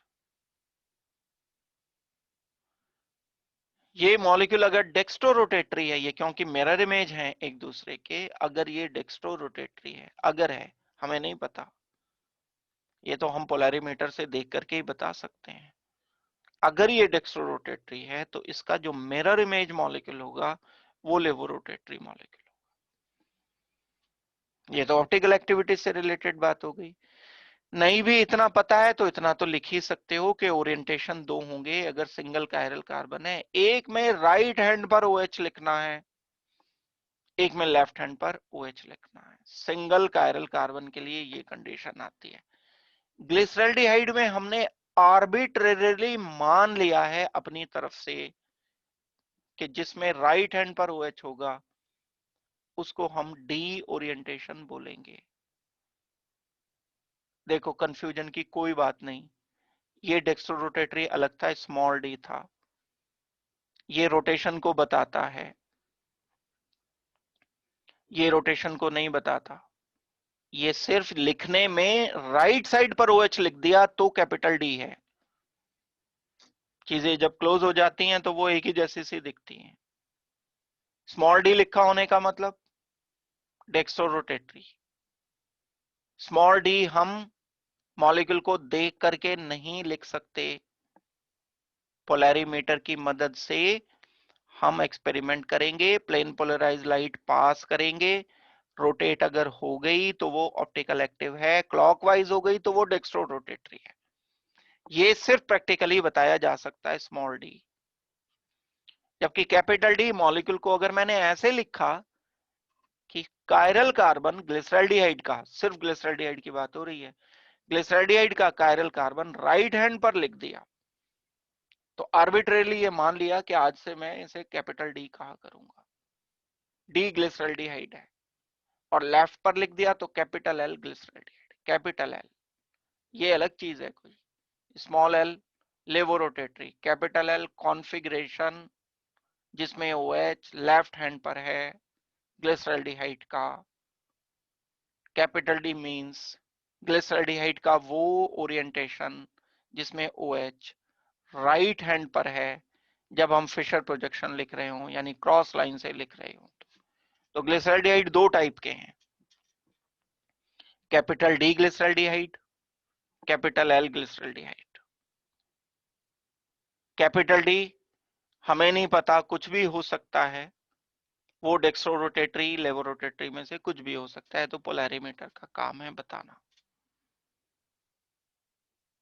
तो ये ग्लिसरॉल्डिहाइड के स्ट्रक्चर से हम आगे बड़े कार्बोहाइड्रेट बनाते हैं। देखो किस तरह से, ये बात सीखने की है। जब हम सबसे सिंपल कार्बोहाइड्रेट लिखते हैं तो ये दुनिया का सबसे सिंपल कार्बोहाइड्रेट है, OH CH2OH and H, glyceraldehyde capital D. 3 carbon से मैंने 4 कार्बन का बनाया एक। ये वाला जो कार्बन था उसको कर दिया बिल्कुल फिक्स। इस कार्बन नंबर 1 एंड 2 के बीच में एक नया CHOH इंट्रोड्यूस किया, ये तो 1 जू का 2 रहा। कार्बन नंबर 2 पर अब एक नया CH2OH आ गया, इसको मैंने रखा फिक्स।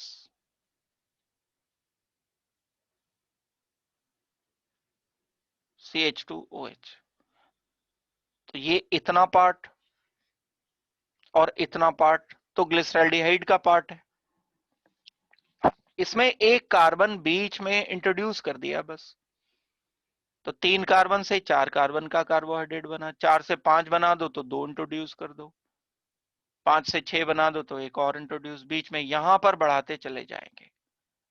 ये वाला कार्बन वही कार्बन है जो ओरिएंटेशन हमारा ग्लिसरॉल्डिहाइड का था, राइट हैंड पर OH, उसको राइट हैंड पर ही रख, इनको कहीं भी रखो, इनको आप OH को इधर रखो, इधर इधर इधर, तो अगर ये मैंने D से बनाया था तो ये वाला D तब तक रहेगा जब तक मैं इस ओरिजिनल ग्लिसरॉल्डिहाइड के कार्बन पर OH राइट हैंड पर रखता रहूंगा, तो ये कैपिटल D कहलाता रहेगा। तो capital D and capital L कहना कार्बोहाइड्रेट केमिस्ट्री में बड़ा एक टेक्निकल काम होता है।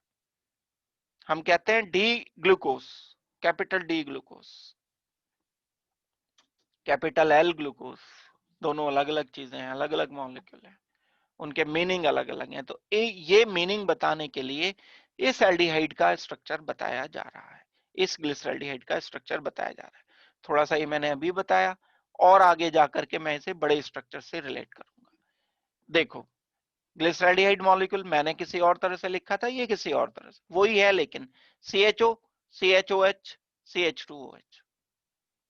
भाई बॉलिस्टिक मॉडल लिख दिया, इसमें क्या दिक्कत है, मिरर इमेज दिखाना था, सुपर इम्पोसिबिलिटी दिखानी थी तो दिखा दिया गया।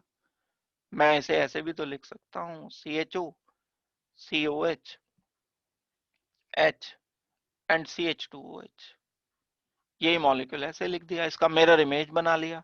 इस पर सुपर इम्पोज नहीं होगा, ये उठा के पूरे मॉलिक्यूल को इस पर सुपर इम्पोज करोगे तो नहीं होगा, तो ऑप्टिकल एक्टिव है। ग्लिसरॉल्डिहाइड का जस्ट स्ट्रक्चर लिखा है। हम जब फिशर प्रोजेक्शन बनाएंगे इसका तो दो तरह से इसे लिख सकते हैं, ये बात मैं बता चुका आपको। OH अगर राइट हैंड पर आया तो capital D glyceraldehyde,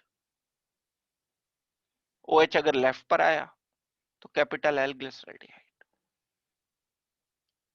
chiral carbon तो एक ही है, ये काम करना कायरल पर ही है, यहां पे मत कर देना इस पर, नॉन कायरल है ये।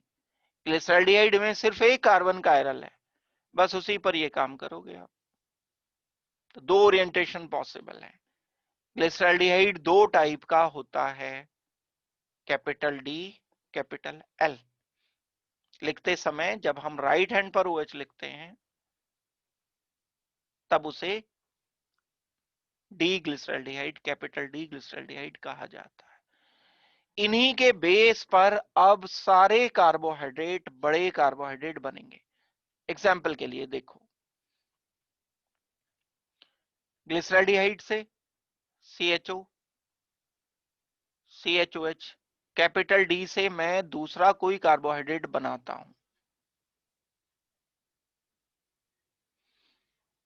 इसको फिक्स करके मैंने यहां दो कार्बन इंट्रोड्यूस कर दिए, CHO, COH, H, COH, H, fix वाला पोर्शन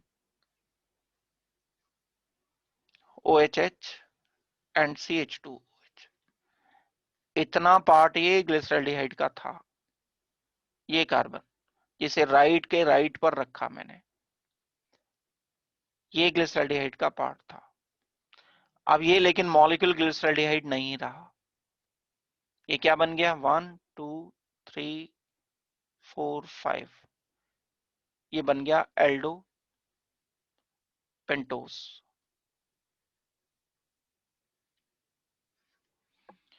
ये एल्डो पेंटोस जो बना है ये भी डी एल्डो पेंटोस कहलाएगा, क्योंकि इसमें इस कार्बन पर OH राइट पर ही है, ये वाले नहीं, ये कहीं भी हूं, ये वाला भी डी एल्डो पेंटोस कहलाएगा। अगर मैं इसमें ये वाले तीसरा और दूसरा कार्बन पर जो OH था यहां लिख देता हूं, यहां लिख देता हूँ ओ एच यहां लिखा रहने देता हूं। अभी भी वही यही मॉलिक्यूल है बस, लेकिन इसमें ओ एच मैंने इधर की जगह कायरल पर ओरिएंटेशन चेंज कर सकते हैं ना, हम ओ एच राइट की जगह लेफ्ट में लिख देते हैं। तो अभी भी ये डी एल्डोपेंटोस होगा।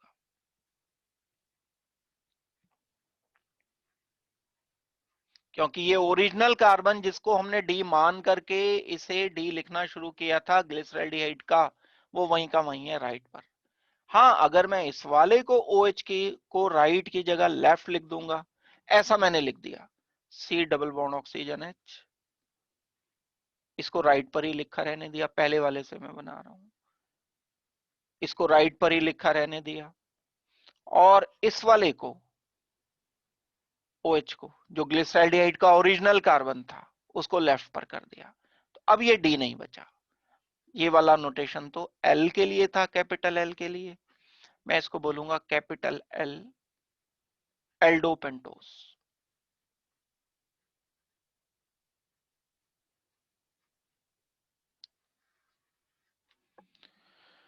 ये बड़े कार्बोहाइड्रेट में जिसमें कार्बन ज्यादा होते हैं उनके लिए यूज किया जाता है।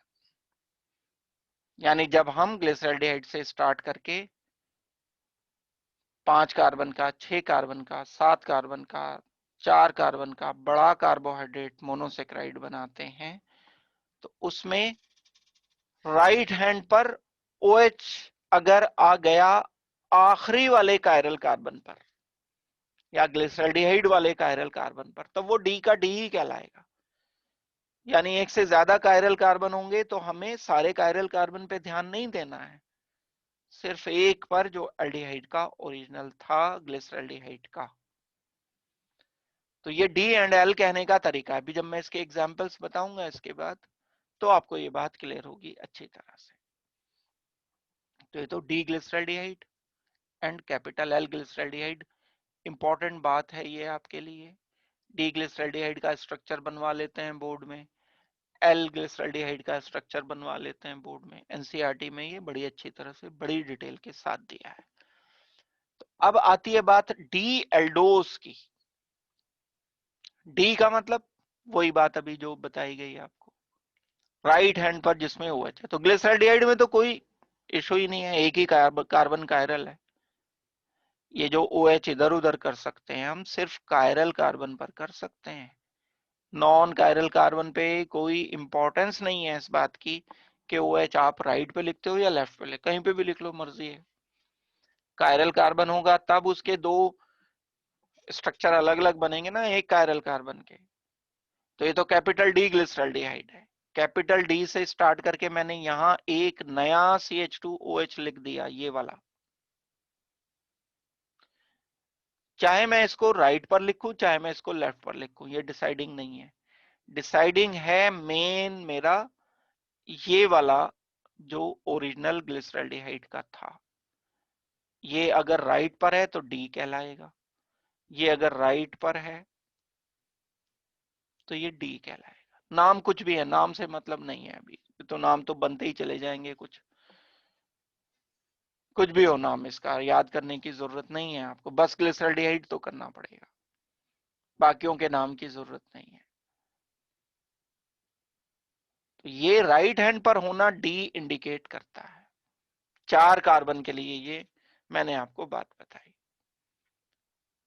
कैपिटल डी शुगर 5 कार्बन के लिए हमने उसी ओरिजिन से स्टार्ट किया, ग्लिसरॉल्डिहाइड से, उसमें राइट हैंड पर OH था, तो मैंने इसको डी बोल दिया, कैपिटल डी।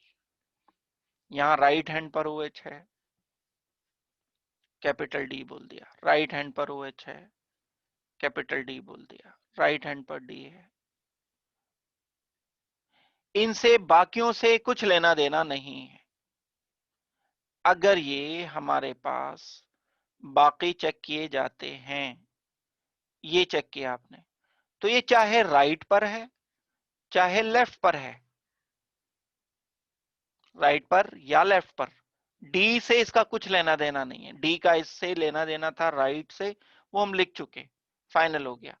अब आप आजाद हो इसको कहीं भी लिखने के लिए, इसे राइट पर लिखो लेफ्ट पर लिखो, राइट पर लिखो, लेफ्ट पर लिखो, इसको राइट पर लिखते हो, इसको लेफ्ट पर लिखते हो, कहीं भी लिखते हो, कोई भी ओरिएंटेशन, जितने भी कॉम्बिनेशन बन जाएं सारे, बस हमें इस वाले कार्बन को ध्यान में रख करके, जो ग्लिसरॉल्डिहाइड का ओरिजिनल था, ये बताना होगा कि ये कैपिटल डी स्ट्रक्चर है, या अगर ये OH लेफ्ट पर होता तब मैं डी ना बोल के इसे कैपिटल एल बोल रहा होता। ये है तरीका इनको रिप्रेजेंट करने का। और इसका रिलेशन, दूसरी बात ये है, स्मॉल डी से या डेक्स्ट्रो रोटेटरी से या लेवो रोटेटरी से कुछ भी नहीं है इसका रिलेशन, और कॉम्प्लिकेटेड होते चले जाएंगे ये। 5 कार्बन के लिए जैसे कीटोन वाला ग्रुप आ गया तो आने दो, कोई प्रॉब्लम नहीं है, हमें तो बस इस कार्बन पे ध्यान देना है, इस कार्बन को देखना। ये कार्बन वही राइट पोजीशन पर है तो डी कहलाएगा, ये कार्बन राइट पर है, डी कहलाएगा। ये कार्बन, नाम से कुछ लेना देना नहीं है किसी के, जो नाम याद करना होगा वो मैं बता दूंगा। ये राइट पर है, डी कहलाएगा, ये राइट पर है तो डी कहलाएगा, कायरल राइट पर है, डी, ये कायरल राइट पर होगा तो डी कहलाएगा।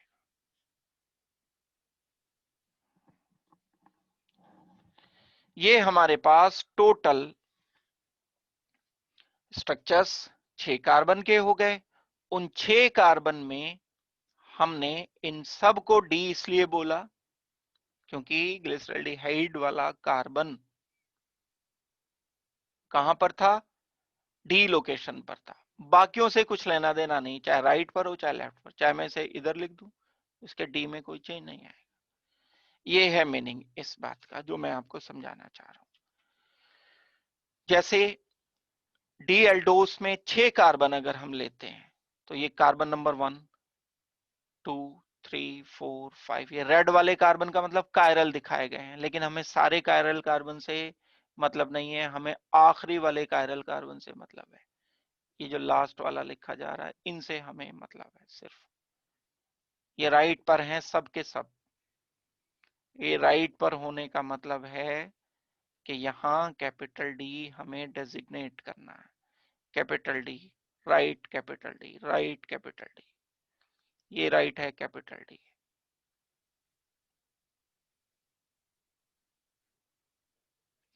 ओरिएंटेशन चेंज करने से इनके नाम चेंज हो रहे हैं।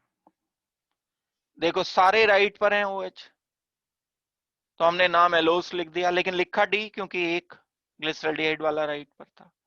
मैंने एक चेंज कर दिया तो नाम चेंज हो गया। उनमें से अब ओरिएंटेशन जो आपको याद रखना है, ओरिएंटेशन का मतलब कि कौन सा ग्रुप OH ग्रुप के कौन सा राइट पर है कौन सा लेफ्ट पर है, ओरिएंटेशन का मतलब ये है।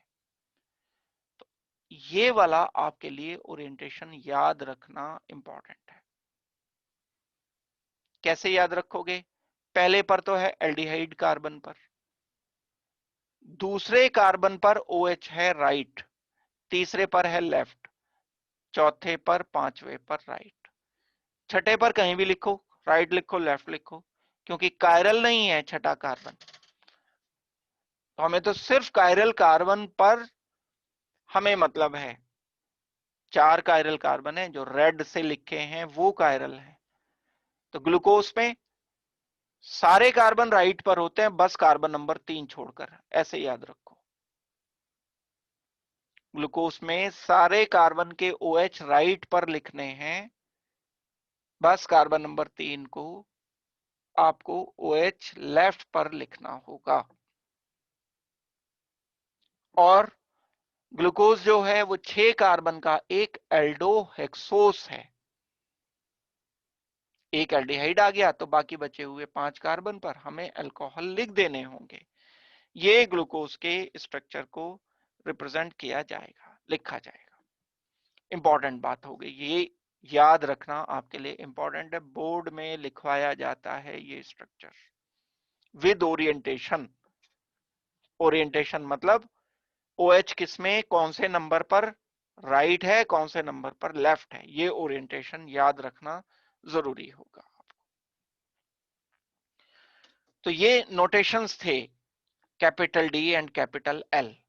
अब ग्लूकोज के स्ट्रक्चर को हम अगर ओरिजिनली देखते हैं तो लिखने को तो हम इसको इस तरह से लिख रहे हैं ग्लूकोज का स्ट्रक्चर, लेकिन ये सीधे सीधे तो नहीं होते ना कार्बन। सचमुच में तो ऐसा होगा, ये एक कार्बन हो गया, डबल बॉन्ड ऑक्सीजन, ऐसा होगा carbon double bond oxygen, H carbon, फिर ये कार्बन, फिर ये कार्बन। भाई सीधी चेन थोड़ी, ये एंगल 180 थोड़ी होता है कार्बन कार्बन के बीच में। sp3 हाइब्रिडाइजेशन है तो कुछ ना कुछ एंगल होगा।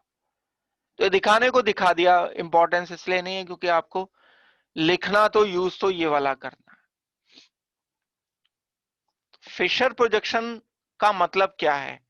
फिशर प्रोजेक्शन का मतलब है कि आपको ग्लूकोज के स्ट्रक्चर को कायरल कार्बन लिखते समय क्रॉस लाइन से रिप्रेजेंट करना है। ये फिशर प्रोजेक्शन है। ये एल्डिहाइड, बाकी के बच गए 5 कार्बन, कार्बन नंबर 2 ये वाला, डॉट नहीं लिखना है, मैं समझाने के लिए लिख रहा हूं आपको। कार्बन नंबर 3 ये वाला, कार्बन नंबर 4 ये वाला, कार्बन नंबर 5 ये वाला, एंड कार्बन नंबर 6। ये क्योंकि कायरल नहीं है तो इसलिए इसे क्रॉस लाइन से रिप्रेजेंट नहीं किया। अब क्योंकि हम ग्लूकोज लिख रहे हैं तो उसका ओरिएंटेशन फिक्स है। एक कार्बन नंबर 2 पर OH राइट होता है, कार्बन नंबर 3 पर लेफ्ट होता है, कार्बन नंबर 4 पर एंड 5 पर राइट होता है। यहां फीड कर देने हैं H। इस स्ट्रक्चर की मैं बात कर रहा हूं। ये स्ट्रक्चर अभी मैंने थोड़ी देर पहले भी आपको इंपॉर्टेंट बताया था। ग्लूकोज का ये ओपन चेन स्ट्रक्चर है। इसका मतलब यह है कि कुछ साइक्लिक भी होता होगा, बिल्कुल होता है, लेकिन पहले ओपन पक्का कर लें, फिर साइक्लिक स्ट्रक्चर की भी बात होगी ग्लूकोज के मोनोसैकेराइड के स्ट्रक्चर की। ये स्ट्रक्चर मोनोसैकेराइड का स्ट्रक्चर है। अगर आप इसमें से किसी भी OH का ओरिएंटेशन बदल देते हो, OH मान लो राइट से पहले वाला लेफ्ट कर दिया, तब ये ग्लूकोज नहीं रहेगा। ग्लूकोज तो बस ये है जो सामने लिखा है। अब ये ग्लूकोज की जगह कुछ और बन जाएगा, नाम इसका बदल दिया जाएगा। हाँ है ये डी, कैपिटल डी कहने का कारण इसका क्या है? ये वाला जो OH राइट पर है, इसकी वजह से हम इसको कैपिटल डी बोल रहे हैं। इस CH2OH की वजह से कैपिटल डी बोला जा रहा है। डी ग्लूकोज, दोनों के मीनिंग अलग अलग हैं। अगर लिखा है डी ग्लूकोज और लिखा है कैपिटल डी ग्लूकोज, और अगर लिखा है डी स्मॉल डी ग्लूकोज, इसका मतलब है ओरिएंटेशन डी। अब ग्लूकोज है तो डी ही है, अंडरस्टूड है। और डी अब ये फिक्स हो गया तो डेक्स्ट्रो रोटेटरी है। डी लिखा है तो मतलब ये डेक्स्ट्रो रोटेटरी है, स्मॉल डी। कैपिटल डी मतलब ओरिएंटेशन से मतलब है। ये बात एक हो गई। इसके बाद हम आगे बढ़ते हैं इसके लिए, ग्लूकोज के स्ट्रक्चर के लिए।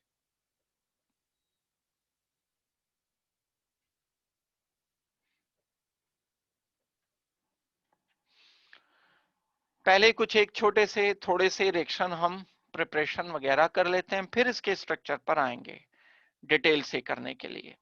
ग्लूकोज की प्रिपरेशन होता क्या है? ग्लूकोज C6H12O6 है मॉलिक्यूलर फॉर्मूला।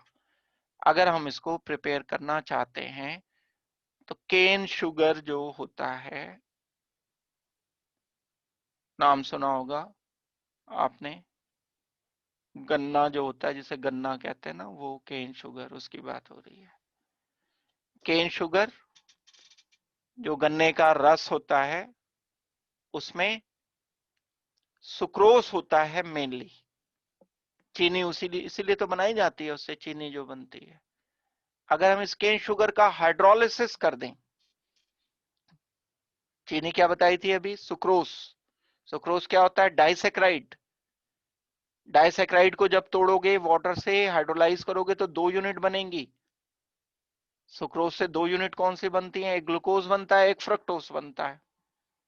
तो हमें ग्लूकोज बनाना है, 1 यूनिट बन जाएगी, ग्लूकोज काम का है, सेपरेट कर लिया जाएगा। तो ये सुक्रोज का स्ट्रक्चर है। Molecular formula C12H22O11। जब वाटर से एसिड की प्रेजेंस में, H पॉजिटिव की प्रेजेंस में हाइड्रोलाइज करते हैं हम इसको, HCl वगैरह एसिड ऐड किया जाता है, तो एक मॉलिक्यूल ग्लूकोज का, एक मॉलिक्यूल फ्रक्टोज का। आइसोमर है ये, मॉलिक्यूलर फॉर्मूला दोनों का सेम रहता है, बस इनके स्ट्रक्चर अलग अलग होते हैं। ग्लूकोज तो अभी आपने पढ़ा एल्डोहेक्सोज होता है।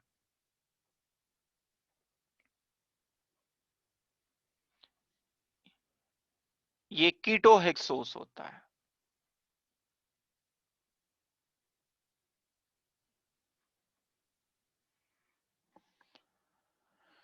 फिर हम इसे प्यूरिफाई करते हैं, सेपरेट करते हैं, हाइड्रोलिसिस करके फिर हम अल्कोहल की प्रेजेंस में इसको हाइड्रोलाइज करते हैं। डाइल्यूट सल्फ्यूरिक एसिड या डाइल्यूट हाइड्रोक्लोरिक एसिड लिया जाता है। वाटर की प्रेजेंस में जब H पॉजिटिव लिया जाता है तो ये डाइल्यूटेड ही कहलाता है, क्योंकि ये इथाइल अल्कोहल में कम डिसॉल्व होता है ग्लूकोज, और फ्रक्टोज ज्यादा डिसॉल्व हो जाता है। तो इथाइल अल्कोहल में इसके क्रिस्टल सेपरेट आउट हो जाते हैं, ये सॉल्युबल रहता है, इसके क्रिस्टल को फिल्टर करके अलग कर लिया जाता है। ये इसको बनाने का तरीका एक है, पहला तरीका है। दूसरा तरीका इसका ये भी है कि हम स्टार्च लेते हैं, स्टार्च को जब हाइड्रोलाइज करते हैं, स्टार्च क्या बताया था अभी थोड़ी देर पहले, पॉलीमर, पॉलीसेक्राइड। उस पॉलीसेक्राइड को जब हम हाइड्रोलाइज करते हैं, कमर्शियल मेथड है, लार्ज स्केल पे अगर बनाना है, hydrolysis of starch, dilute sulphuric acid, इस स्टार्च मॉलिक्यूल का, स्टार्च क्या है, ग्लूकोज, दूसरी यूनिट ग्लूकोज की, एक और यूनिट ग्लूकोज की, एक और यूनिट ग्लूकोज की, एक और यूनिट ग्लूकोज की, जुड़ते चले जाते हैं, बहुत लंबा पॉलीमर बना होता है। जब हम इसे हाइड्रोलाइज करते हैं तो एक तरफ H, एक तरफ OH, एक तरफ H, एक तरफ OH, एक तरफ H, एक तरफ OH। इससे क्या बात पता चलती है, ग्लूकोज बना, अगर सिर्फ ग्लूकोज बना, इससे पता चलता है कि स्टार्च ग्लूकोज के मॉलिक्यूल से मिलकर के बना होता है। स्टार्च का general formula C6H10O5 and N units, ये N यूनिट, पहले ही, दूसरी, तीसरी, चौथी, अप टू N तक ये बढ़ती चली गई। तो वाटर मॉलिक्यूल लिए हमने, इसमें N वाटर मॉलिक्यूल ले लिए, तो जो प्रोडक्ट मिलेगा वो ग्लूकोज मिलेगा। N-1 लेंगे वाटर मॉलिक्यूल, क्योंकि 2 के लिए 1 चाहिए, 3 के लिए 2 चाहिए, N-1 वाटर मॉलिक्यूल का इस्तेमाल किया जाए। अगर ये N है, अगर ये 100 है तो 99 वाटर मॉलिक्यूल चाहिए हमें, बात अगर एक्यूरेट करते हैं तो स्टार्च का हाइड्रोलिसिस एसिड की प्रेजेंस में करने पर फॉर्मेशन हो जाएगी ग्लूकोज की, ये मॉलिक्यूल ग्लूकोज का है। ये एक वे है। तो मेरे ख्याल से आज की क्लास में हम यहां तक ही रखते हैं, क्योंकि फिर दूसरा टॉपिक जो शुरू होगा वो स्ट्रक्चर वाला शुरू होगा, और वो मेन स्ट्रक्चर होगा, मेन काम होगा। बेसिक आइडिया मैंने आज की क्लास में आपको दिया कि कार्बोहाइड्रेट क्या होते हैं, उनके स्ट्रक्चर को हमें किस तरह से डील करना है। इन बिटवीन जो इंपॉर्टेंट डिस्कशन था वो एक ग्लूकोज का स्ट्रक्चर जो मैंने अभी बताया था आपको, एल्डोहेक्सोज का, वो ओरिएंटेशन समेत आपको याद कर लेना है, नंबर 1। नंबर 2 आपको क्या करना है कि जो मैंने aldopentose, aldohexose, ketopentose, ketose and aldose, इनके जो स्ट्रक्चर आपको बताए हैं, इन स्ट्रक्चर्स को आपको बहुत अच्छी तरह से लिख करके, ड्रॉ करके आपको प्रैक्टिस करनी है। तो जो आगे वाला पोर्शन है वो तब अच्छी तरह से समझ आ पाएगा। और अगर अगली क्लास प्रॉपर समझना चाहते हो तो ये कुछ रिएक्शन मैं एल्डिहाइड कीटोन के बोल रहा हूं, इन रिएक्शन को बहुत अच्छी तरह से पढ़ करके आना। कौन कौन से रिएक्शन जो आगे स्ट्रक्चर्स में काम आएंगे? एक हेमी एसिटल का बनने का तरीका। हेमी एसिटल क्या होता है? ये एल्डिहाइड प्लस अल्कोहल का रिएक्शन कीटोन प्लस अल्कोहल का रिएक्शन, ये आपको बहुत अच्छी तरह से आना चाहिए आगे की क्लासेस की केमिस्ट्री समझने के लिए। एक रिएक्शन एस्टेरिफिकेशन,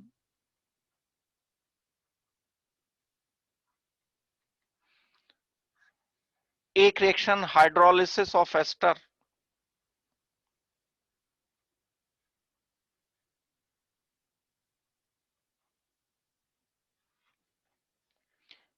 ये अगर आपको नहीं आएंगे रिएक्शन तो आगे वाला पोर्शन समझ नहीं आएगा।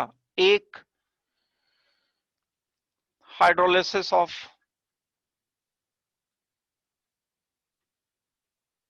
ईथर, ईथर वाले चैप्टर में होगा ये,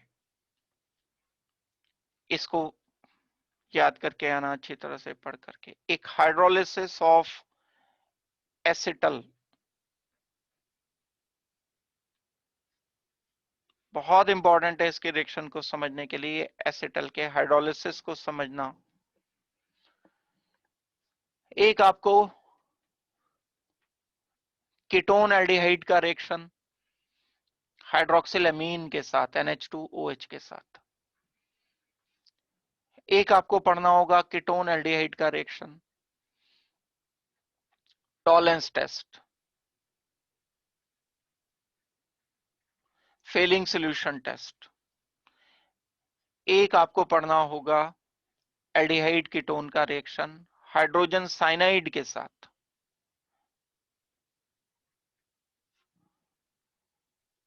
कॉमन रिएक्शन है ये, बहुत मुश्किल नहीं है। हाइड्रोजीन के साथ एल्डिहाइड कीटोन का रिएक्शन हाइड्रोजीन के साथ। ये वो रिएक्शंस मैंने लिख दिए जो अल्कोहल के, एल्डिहाइड कीटोन के हैं और जो अब कार्बोहाइड्रेट में इस्तेमाल होंगे। मैं बोलता हूं ना एक बात के सारी रिपीट होती है ऑर्गेनिक केमिस्ट्री, मैंने सारी भी नहीं बोल दिया, ये वाले तो कम से कम कर लेना अगली क्लास के। तो चलो इसको अच्छी तरह से पढ़ोगे तो नेक्स्ट क्लास बिल्कुल स्मूथली समझ आएगी। अगर आप चाहते हो कि स्मूथली समझ ना आए तो ठीक है, कोई बात नहीं, इनको मत पढ़ना, फिर कोई दिक्कत की बात नहीं है। लेकिन ये जो चाहना है ना आपका, ये थोड़ा सा अलग है। मतलब जो पैरामीटर्स हैं उनसे, उन्हें छोड़ के होता है। क्या होता है कि चाहते तो हम समझना है, यस, लेकिन ऐसे तरीके से समझना चाहते हैं कि इसके बिना समझ लें, ये सारा कुछ हमें ना आए लेकिन हम समझ भी जाएं सारा। तो भाई ऐसा तरीका तो मेरे पास तो नहीं है कम से कम। तो ठीक है, आज की क्लास में कार्बोहाइड्रेट का ये पहला लेक्चर हुआ पूरा। सेकंड लेक्चर के लिए सारा अच्छे बच्चे हो आप लोग, पढ़ तो आओगे ही, पढ़ लेना टाइम निकाल के, और फिर हम सेकंड लेक्चर शुरू करेंगे। मेजर पोर्शन जो है वो सेकंड लेक्चर में ही आ जाएगा। तो चलो नेक्स्ट क्लास में हम लोग सेकंड लेक्चर इसके बाद वाला शुरू करेंगे।